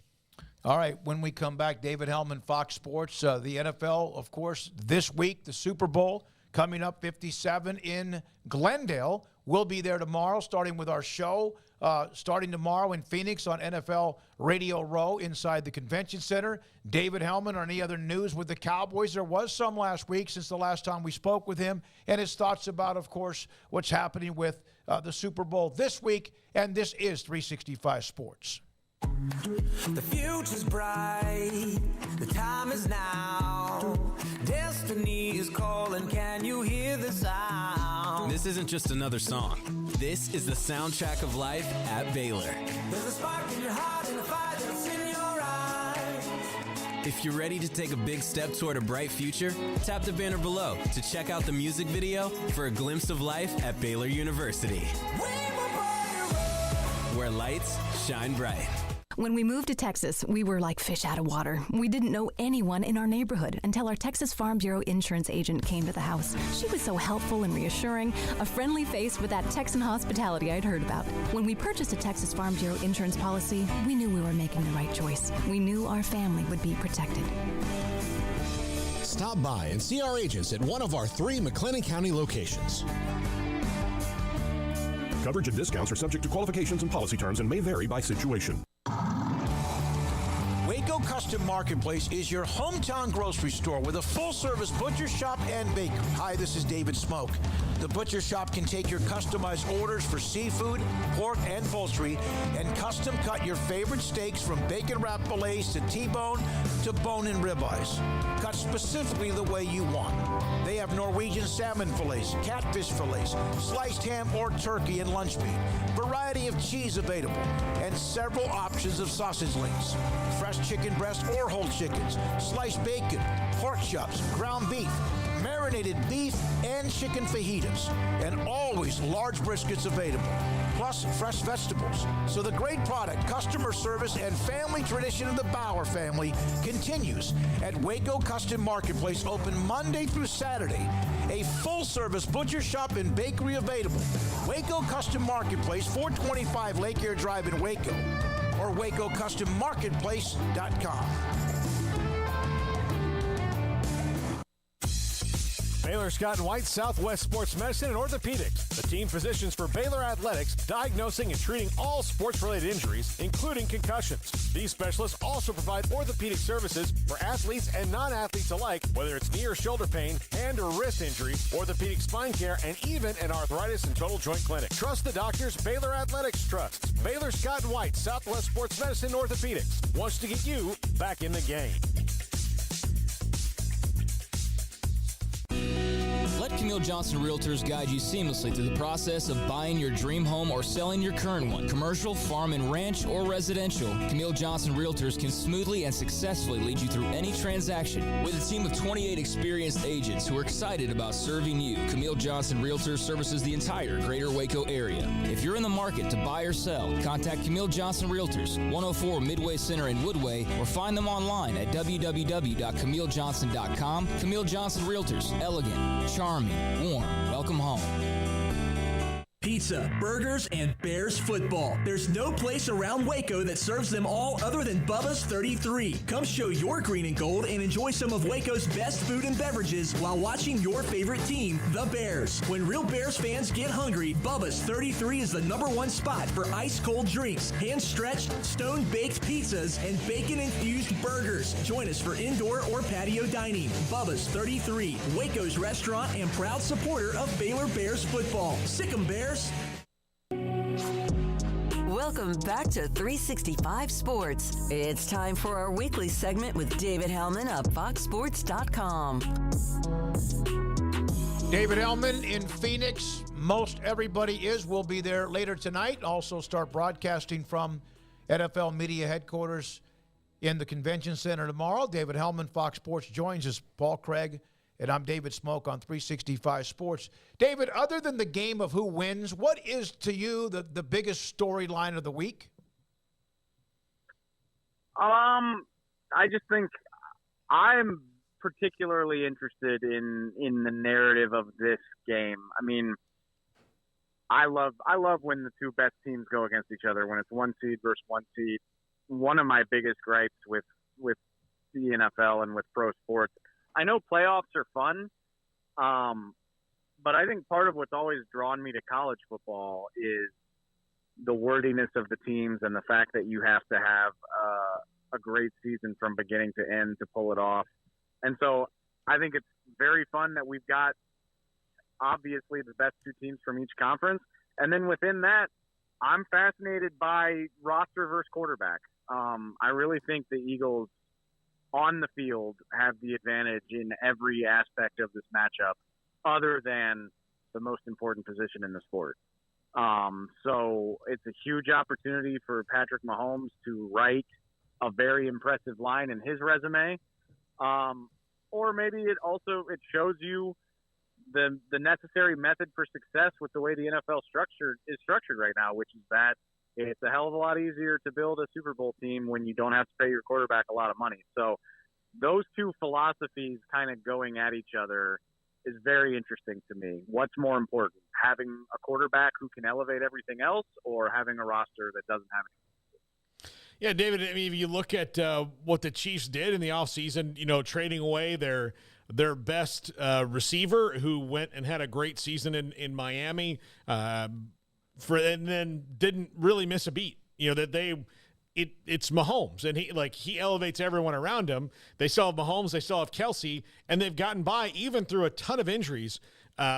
at running back and wide receiver all year long, as where the Eagles, they went out and built the whole thing. I mean, all 53, like you said, probably outside of quarterback, they're going to win, 48 of those, wouldn't you think? Yeah, absolutely. I mean, if you really get into the nitty gritty of it, I think you can make an argument for maybe the Chiefs linebackers. But like seriously, and I guess tight end, if you're not including tight end as like part of your pass catching core, like Philly really seems to have the edge everywhere else. But again, and I think if we've learned anything this offseason or this season, I just think we've got to take a break from trying to put people on Patrick Mahomes' level. We have to wait for somebody to prove that they're worth that, because people tried to make it Josh Allen for a little while, and that fell off. And people tried to make it Joe Burrow for a minute, and that fell off. And I'm not convinced there's anybody playing football right now that deserves to even be mentioned at the same time as him. And again, even at the end of the day, like, is that enough to overcome a roster that really doesn't have a weakness? Because, I mean, for everything I just said about Mahomes, he's not the favorite in this game. Which tells you a lot about just how good the Eagles are. So I can't wait. I can't wait to see what gives. He's only 27 years old, David. He's got a long way to go, knock on wood. Does. But are you finding it hard to even continuously find ways to say something new or keep it fresh when talking about just his level of greatness already? Yeah, it's funny. I think the new thing you can say about him is like, just stop trying to put people on his level, and I think that's a product of kind of being bored, he showed up and was great right away, won NFL MVP in his first season as a starter, won a Super Bowl in his second season as a starter. And he's just adding to that every single year. And yeah, like, I think people get tired of hearing about winners, and people get tired of not having debates. And it's not to say it'll go on this way forever. Obviously, Burrow and Allen look fantastic. There's more great young quarterbacks in the league right now than I can remember in a long time. So it's not to say that won't change. But, yeah, I think for him to only be 27 years old, I think you have to stop and take stock of what rare company he's already in. And if he wins on Sunday, he is one of 4 quarterbacks that's won multiple MVPs and multiple Super Bowls, if we assume he's going to win MVP, which I do. I mean, that's Peyton Manning, Tom Brady, Joe Montana territory. Like, you can put his accomplishments up against damn near anybody. And I guess, fortunately for Mahomes, or fortunately for those of us that have to do this for a living, we'll always have Brady to compare him to. And so it's obviously going to take a lot of time and luck for him to pass Brady. But it's pretty incredible that just in year 5, he's already on a very, very short list when you talk about career accomplishments. David, did you ever think that Jalen Hurts could lead a team to a Super Bowl as a quarterback? I'm not going to go back and give myself credit. I would probably say no. And a big part of that, I've told people too, is we've seen a lot of Jalen Hurts, especially those of us that follow college football. We've seen him. He started as a true freshman at Bama, lost the job there. And so we followed him 4 years in college, playing at the highest level, playing on great teams. And even at Bama, even at Oklahoma, when he got OU to the college football playoff, he never looked like a difference maker. And so I guess I would say no, I didn't see this. But if you could go back in time and tell me, well, Jalen Hurts, much like his time at Alabama, will be the quarterback of one of the most loaded teams in the league, that sounds a little more plausible. But I have to give him the credit of saying, no, I didn't foresee this coming. David, Brian Schottenheimer is the offensive coordinator for the Cowboys. Mike McCarthy's going to call the plays. Is this a move that Cowboy fans should be excited about? Or, I kind of think it's about where it was going to go. So I don't think they should be all that disappointed, seeing as they shouldn't have gotten their hopes up for someone, young and exciting in the first place. It's boring. And, I think it was always going to be boring as soon as the word leaked that Mike McCarthy was going to call the plays this year. Yeah, I mean, who are you going to get why would a hotshot coordinator, rising star, come into a situation where he's not going to call the plays and he's going to be the third or fourth most noteworthy coach on the staff behind Mike and Dan Quinn and et cetera, et cetera. So, I think as soon as we found out Mike was going to call the plays, I think we could have predicted that this was going to be a boring hire. I feel kind of neutral on it. And again, I just think, Mike McCarthy wants to be the architect of this thing. Like, he's either going to get the credit or he's going to have to fall on his sword. So I don't think it's necessarily bad that this is a boring hire. I'm not saying it's good. But when we know that it's all going to come down to the head coach anyway, I'm a lot less worried about the OC situation, because if Mike is calling the plays and having heavy input on the scheme, then the OC is running offensive meetings and putting the practice script together, but not as much on game day, and that's what it comes down to. So I'm just kind of David, you're in Phoenix. Obviously, we'll see you tomorrow, hopefully, or maybe at some point throughout the week. You're broadcasting from the stadium, correct? Yes, we are setting up. Oh, sorry, go ahead. No, I'm sorry. So you're actually in Glendale. I'm sorry. Technically, I'm in Los Angeles right now. We haven't left yet. We're doing our show live from State Farm Stadium on Thursday and Friday. But yeah, we'll be in Glendale. We'll be set up at the stadium. It should be a ton of fun. But I'm pretty jealous because people are starting to arrive in Arizona as early as today. And I'm like, damn, I don't want to wait until Wednesday. I want to get out there and see what all the fuss is about. But it'll be a ton of fun when we get there. David, the Senior Bowl was this weekend. Have you started to develop your draft crush yet? So it's so weird, like just the way your role changes. Because obviously, this is the first time I've missed the Senior Bowl. I guess I didn't go during the COVID year, but I mean, I've been to like 7 of the last 8 Senior Bowls. I think the last time I missed when I had the option to go was when Zach Martin was a prospect. So I love the Senior Bowl. I think it gives you a leg up. I definitely, I've been keeping my eye on it. I've heard a few names, but as far as just my own research, I'm starting to dabble in the tape, and no idea if this makes sense for the Cowboys, but yeah, I have a draft crush, and his name is Nolan Smith, the defensive end out of Georgia. He's actually hurt for most of the second half of the season, but I fired up some of his tape from September and October last night, and I was like, okay, this guy's got the juice that you want from a pass rusher. So no idea if that makes sense for the Cowboys, but I'm having fun starting to familiarize myself with some of these names. It is a deep dive, and I know you love it, and you do a great job with it. Thank you very much, David. Enjoy the time when you get into the Phoenix area, and we'll talk to you again next week after the Super Bowl. Thanks, guys. Thank you. All right, that's David Hellman, FoxSports.com, covering the NFL. Obviously does quite a bit covering the Cowboys, but we'll be covering Super Bowl 57.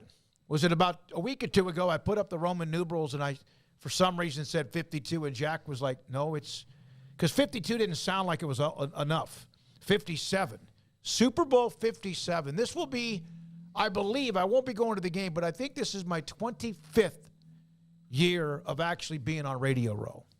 Yeah, I think this is my 12th. I got to go back and count.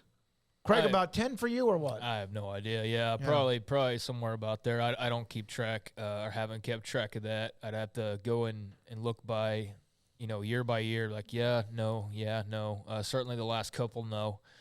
But, yeah, it should be good time for you guys, and we'll be here holding it down in case we need to do whatever. We'll be here. In case the fire department shows up again, Jack and I will be here. Was it really here? They were here. They should have right at the start of the show. Right at the start of the first segment, you just hear mumbling outside the door and them waiting to get in, and I had no idea what they were waiting on, and they came in and they were here for 10 seconds before walking out. But by the way, we made the fire department wait. The building could have been on fire, and I said, no. We got to get to the segment. Well, if the building was on fire and they just waited there, then they're not very good firefighters. You would have regretted that. They just had they came in. They never, I guess, haven't been in this room since the initial inspection. So we came up on the board today. They came by and, Like the police department did that one time. They're like, what's behind all these black curtains? That was a weird thing because I think what he thought he was going to see, and then it was just like three of us, and like, no, nothing weird's going on in here. There's just black curtains and a couch and a bunch of cameras. Like, no, it's not that kind of place. All right, tomorrow, by the way, University of Cincinnati football coach Scott Satterfield will be one of our guests. We'll have different guests based on what we have from Radio Row in Phoenix, but also some of the same guests. Jared Nunes, who's a part of Baylor men's basketball, will be part of our show tomorrow, among others. I think Mac Rhodes, but we'll have a mixture of what's there and also what's here. Wednesday, Jim McMahon, former BYU, Chicago Bears Super Bowl quarterback. He'll be a part of it. Kyle Turley, and there's a lot more to get to along the way. We'll have that for you starting tomorrow throughout the next 4 days from Phoenix and NFL Media Headquarters Radio Row. One thing we did not get to, Smokey, and I was intentionally waiting for you because I wanted your but I saw it up on your screen. That's why I brought it back up. We did not talk about the actual details of Jaden Rashada's NIL deal. That I saw that, yeah. That's pretty mind-blowing to me. Yeah. There wow. they are right there. Okay. So $500,000 upfront payment. Payments would increase from $250K a month as a freshman. A month. $250,000 a month. Yeah. To $375,000 as a junior eventually. All of that as he filled it out, rounded out, and then it kind of dropped as he's a senior because, they didn't know that. But a residence in Gainesville, that's pretty standard. I mean, JT Daniels had a house, at West Virginia last year. At least one branded Twitter post and one branded Instagram post per month. And I guess that would be from everybody's company that donated this, because if you're just doing one for the Gator Collective, maybe that would seem to me to be a little bit underneath, but up to 8 fan engagement events per year. These could include in-person appearances, social media engagements, video conferences and interviews, none longer than 2 hours, and autograph up to 15 pieces of merchandise that would have all added up eventually. 15 pieces of merchandise per year. 15 pizzas? Pieces of merchandise, sorry. Yeah, pieces of merchandise a year. So that was his deal that added up to nearly $14 million. It's $13.85. It's amazing. Million. Up front, $500,000. No wonder they backed out. They realized they were asking him to basically do nothing. Are you kidding me? Like 8 appearances over a year, which can be social media. Like a video call? Yeah, I mean, they weren't asking him a whole lot other than just win football games, honestly. I mean, they probably realized, like, wow, we're giving him a lot of money to not really have to do a whole heck of a lot except for just come here. But, I mean, yeah, I would imagine that's not even close to being the best deal that's out there. But it's interesting to read that actually in actual writing with actual confirmation of that's what was offered and not these, he's offered $7 million a year and he's offered I think blah, we're blah, going to blah. see more of those too. I think you're going to start seeing. I'm sure we will. Yeah. And I'm sure, it'll be released either players wanting the attention for it or, disgruntled businesses that signed up for it and are pissed they're not getting their return on investment. But yeah, I mean, that just seems like a silly amount of money. It's really not though when you compare it to like the NFL guys, which I know is like, why compare NFL and college guys? But that's the step right below, and that's the step that's now getting paid. So there's going to be millions of dollars exchanging hands. And so seeing a kid at a top school as, a blue chip quarterback making hundreds of $1,000s a month is going to be the norm now. And at least the norm for top level players. And did you see it's crazy. Did you see how the last year, which they probably say, well, he's that good, he'll turn pro, was the lowest month? It's almost like an NFL contract. Craig was Brown. It is almost like how it sometimes increases and then there's like a bubble year. Yeah. The other is just like, okay, for $1,000, if you went on Cameo right now, which is a website, an app where you can pay celebrities to say hello to you, or your friends are like, hey, this is David Hasselhoff. Happy birthday, Dennis. Baywatch, yay. And like, that's what he'd do. For $1,000, I could get like 10 video calls out of people way more famous than Jaden Rashada. Now, granted, if I'm a Gator super fan and Jaden Rashada is the guy who finally delivers them from this, 17 years of darkness they've been in, then yeah, maybe I'm excited about that. But, I mean, to do that right off the bat, like, there are Gator legends. I bet you, Javon, you could do a 20-minute for $1,000, you could do a 20-minute video call with Javon Curse. For $1,000? Probably. 20 minutes? Yeah. Okay. On Cameo. Like, he would probably, if you're going to pay $1,000, you'd be like, yeah, sure, whatever. And he's got a bunch of money. Yeah. But, yeah. All right. Garrett Ross, Emery Winter, Jack McKenzie, all in studio. And somebody asked me to discuss the 501c3, the foundation. Today, every year, I've always sent out packets to, usually, I think we've trimmed it down from like 100 schools to about 86 high schools in greater Central Texas. Send out packets. Each school is allowed to nominate 2 senior student athletes. They have to have very high, strict academic standards and much more, be involved in a lot. Today, those packets went out. We'll announce the team in May for a lot of you that don't follow what we do as far as that's concerned because you're new, and that has always been before the Super Bowl. And this year, those went out, and that was a interesting deal at the post office today. This is 365 Sports, and Paul's Top 5 is next. Cars priced right, day and night. Average your car in Texas. Trucks built for you, red, white, and blue. Average your car in Texas. Cars that zoom with lots of room. Average your car in Texas. Count on us, a dealer to trust. Average your car in Waco, Texas. At Ideal MRI, we feel blessed to be a part of the Waco community. We're a small family business right here in Central Texas, and our goal is to bring down the cost of health care while maintaining high quality. At times like this, the cost of health care has never been more important, and unfortunately, significant illnesses and injuries still occur. That's why Ideal MRI is open and here to serve you through the difficult time. We offer premium MRIs just like a hospital with state-of-the-art technology and specialists, but you'll pay less. Sometimes thousands of dollars less, whether you're using insurance or not. At Ideal MRI, we accept most insurance and there are no hidden costs, even offering financing if that's needed. Everything included in the price, and you'll not get something as a surprise in the mail later on. If you need an MRI, ask your doctor about Ideal MRI. They'll know. You can schedule an appointment safely from home online in minutes at idealmri.com or give us a call, 833-IDEAL-MRI, idealmri.com. There are 26 letters in the alphabet, over 600,000 words in the dictionary, and just 3 of them said together can change everything. Let's order pizza. Those 3 words lead to dough made from scratch and 3 fresh signature cheeses that blanket golden crust in a heavenly melt on Marco's Pizza that'll blow your mind. So visit marcos.com to order and stop by Marco's Pizza in Belmead, China Spring, Woodway, and in Robinson. Marco's. Pizza lovers get it. Hi, this is Paul Catalina. I recently got engaged to the love of my life, but the most important thing that I had to do before I popped the question was get that perfect ring.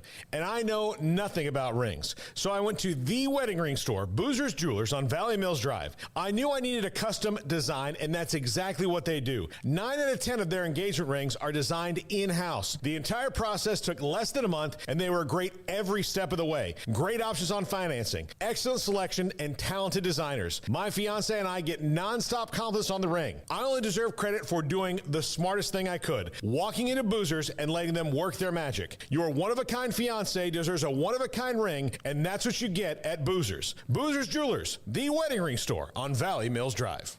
One size fits all. That may be all right for an adjustable belt or cheap sunglasses, but when it comes to your financial needs, no one wants a one-size-fits-all strategy. Ben Erlinson, your Edward Jones financial advisor, knows that his most important goals are yours. That's why he takes the time to understand your needs, knowing you. That's how Edward Jones makes sense of investing. Ben Erlinson, 100 North 6th Street in Waco, 254-759-8533. Edward Jones, member SIPC.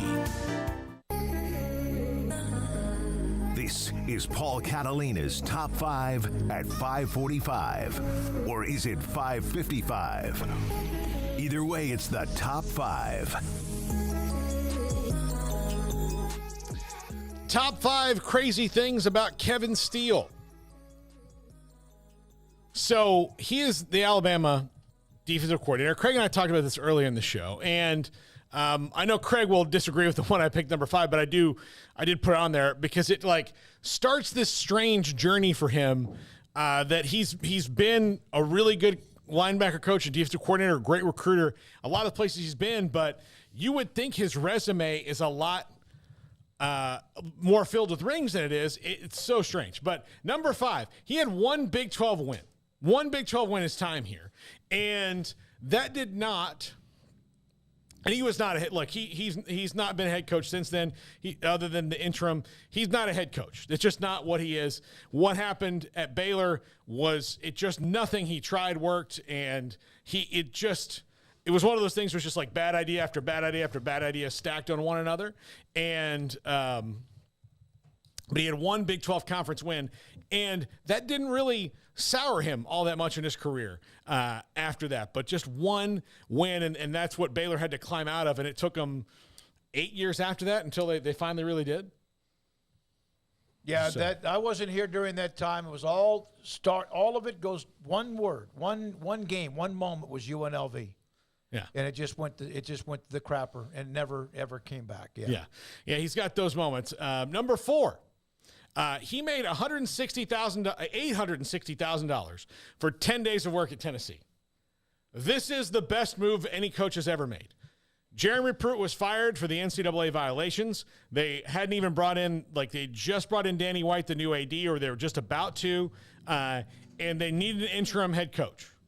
He was that for 10 days. He never even coached. He was brought in by Jeremy Pruitt to be on the staff for the next year, and then they brought him in. I'm not even sure how it worked, but they brought him in. Maybe he was going to be the head coach for a year if they didn't work out before Josh Heupel, but he was only really working at Tennessee for 10 days as the head coach, and they signed him to a 2-year, $860,000 deal, and they had to pay him all that money because they did it before all this went down. Such a weird thing. And again, credit to him. This has nothing to do with him being a good coach or not. It's just the strangest thing in the world.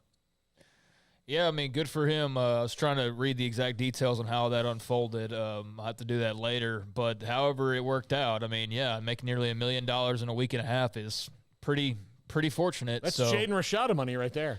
Yeah, it is, and he probably had to do even less autograph signings, so it's good for him. But, yeah, great for Kevin Steele that he got that Tennessee opportunity, if you want to call it that. Number 3, Alabama won all of its titles when he was not there, but he clearly was a big part of setting up those teams for the run. He can recruit. Yeah. He did it in Nebraska. He was a part of that 94 national title team.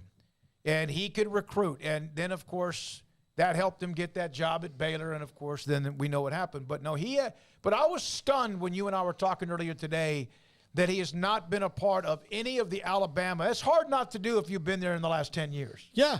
I mean, it's like he's navigated around it. Craig and I talked about it earlier. It's kind of, I don't know if it's lucky, unlucky, whatever it is, but it's just bad timing for him in that I would have thought that he had a bunch more of those rings because this is his 3rd trip through the staff. Yep. And he has not. But he's certainly a part of it, bringing those guys in and coaching them while he was there. 2013 he was player personnel, and then 2015 they won. So a lot of those things were his decisions and his help. Number 2, kind of the same thing. Clemson won its titles after he left, but he helped Dabo lay the groundwork for what was going on. So it is weird that it's happened a couple times, and you still want him on your staff. Now, granted, the last couple places have been a little further away than Clemson and Alabama was when he got there, but even still, he's been at Clemson and Alabama, who both won multiple national titles, and he was not there when they won it, and it wasn't like he was there 10 years later. It was pretty much in the few years right after he left. Yeah, that's kind of like trying to walk through I-35 without getting hit by a car. Yeah. You would think that during that time he would fall into a national title, even though he may have had something to do with some of them because of who he brought in. Well, he clearly, he had something to do with it. I mean, he was around too much of that time frame to not have had influence, but luckily he got one when he was at Nebraska. Otherwise, he'd be, looking with an empty cabinet row for the national titles there. But, yeah, I mean, that's odd is what that is. Yeah. I don't know if there's anything to that or not. Again, the greatest program of all time keeps hiring the guy over and over and over, led by the greatest head college football coach of all time. And I know some will throw out the old-timer names, that the ones that came before and can have that argument, but that's separate. I mean, the best coach in the modern-day era with the best program in the modern-day era has hired this guy 3 different times now in the last, decade plus. So, yeah, he knows what he's doing, but just odd timing there with the Tigers. Yeah. And number 1, the Kevin Green incident. I mean, these are just bizarre things. And he and Kevin Green, after that, I think worked it out. We even asked Kevin Green about it when we were on Radio Row and interviewed him one time. But he was the linebacker coach for the Carolina Panthers, and he and Kevin Green had a discussion, loud discussion on the sidelines that did not end well for Kevin Steele. Didn't Kevin Green grab him by the neck? He grabbed him, grabbed him by the shirt, picked him up, And of all the people, there was, on that Carolina Panthers team, there were 2 people I would have particularly not wanted to be in a shouting match with, and it would have been Kevin Green and Greg Lloyd. And he got 50% of them. Now, granted, it's nothing. It just happens. I mean, you see it, you have shouting matches on the sideline, but that couple of minutes for Kevin Steele had to be a weird, tense time. That is not the player I would want up in my grill. Kevin Green was that special kind of pass rusher nuts. Yeah, he made the Hall of Fame, right? Mm-hmm. Did Green make the Hall of Fame? Yeah. I always felt bad for Kevin Steele because of that moment. Yeah. Because, again, he's a pretty good-looking as far as his fit. Yeah, obviously Kevin Green's a massive NFL player, but I always felt bad for him after that. I always did. I don't know but didn't win the next guy, and then that kind of sprung the rest of his career on. But yeah, outside, I mean, and it's been pretty awesome, except for the run right here in the 2.54. Everything else has been really, really amazing that he's done. It's just that he somehow manages to navigate away from the rings. And I mean, even though he's at Alabama and we're all tired of we're all tired, but the world seems to be tired of them winning all the time, but they win all the time because they're the best at it. Maybe get him one of those. It's just he's just had such a very bizarre career. I don't know if I could put a coach up that's running a parallel track, right? And there's lots of different winding coach roads, but he's got one of the strangest ones. I would have thought when this came up, even when his name started to kind of become more than it was circulating last week, I would have thought and lost money that he probably had won at least 3 national titles as an assistant coach. That's what I thought. I was just like, man, I want to see these rings because I saw a lot of Kevin Steele slander online. And I think, well, I mean, let's go through and really look at what's good and what's bad. And look, he was at Florida State from 2003 to 2006. It was right after Baylor.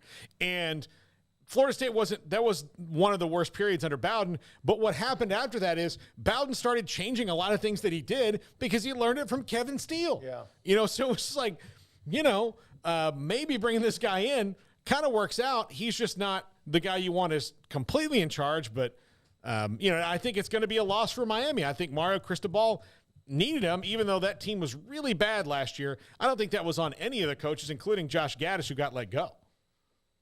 Lots and lots of places where it's still hard to imagine he did not have more than just the one. Mm-hmm. But he had a big impact on the players he brought in from Nebraska and Tom Osborne when they won their first of 3 out of 4. All right, Garrett Ross, Emery Winter, Jack McKenzie.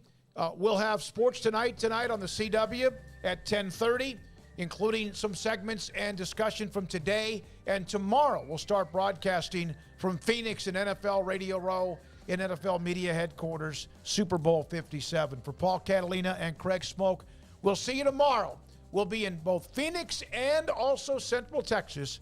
This is 365 Sports, and good night.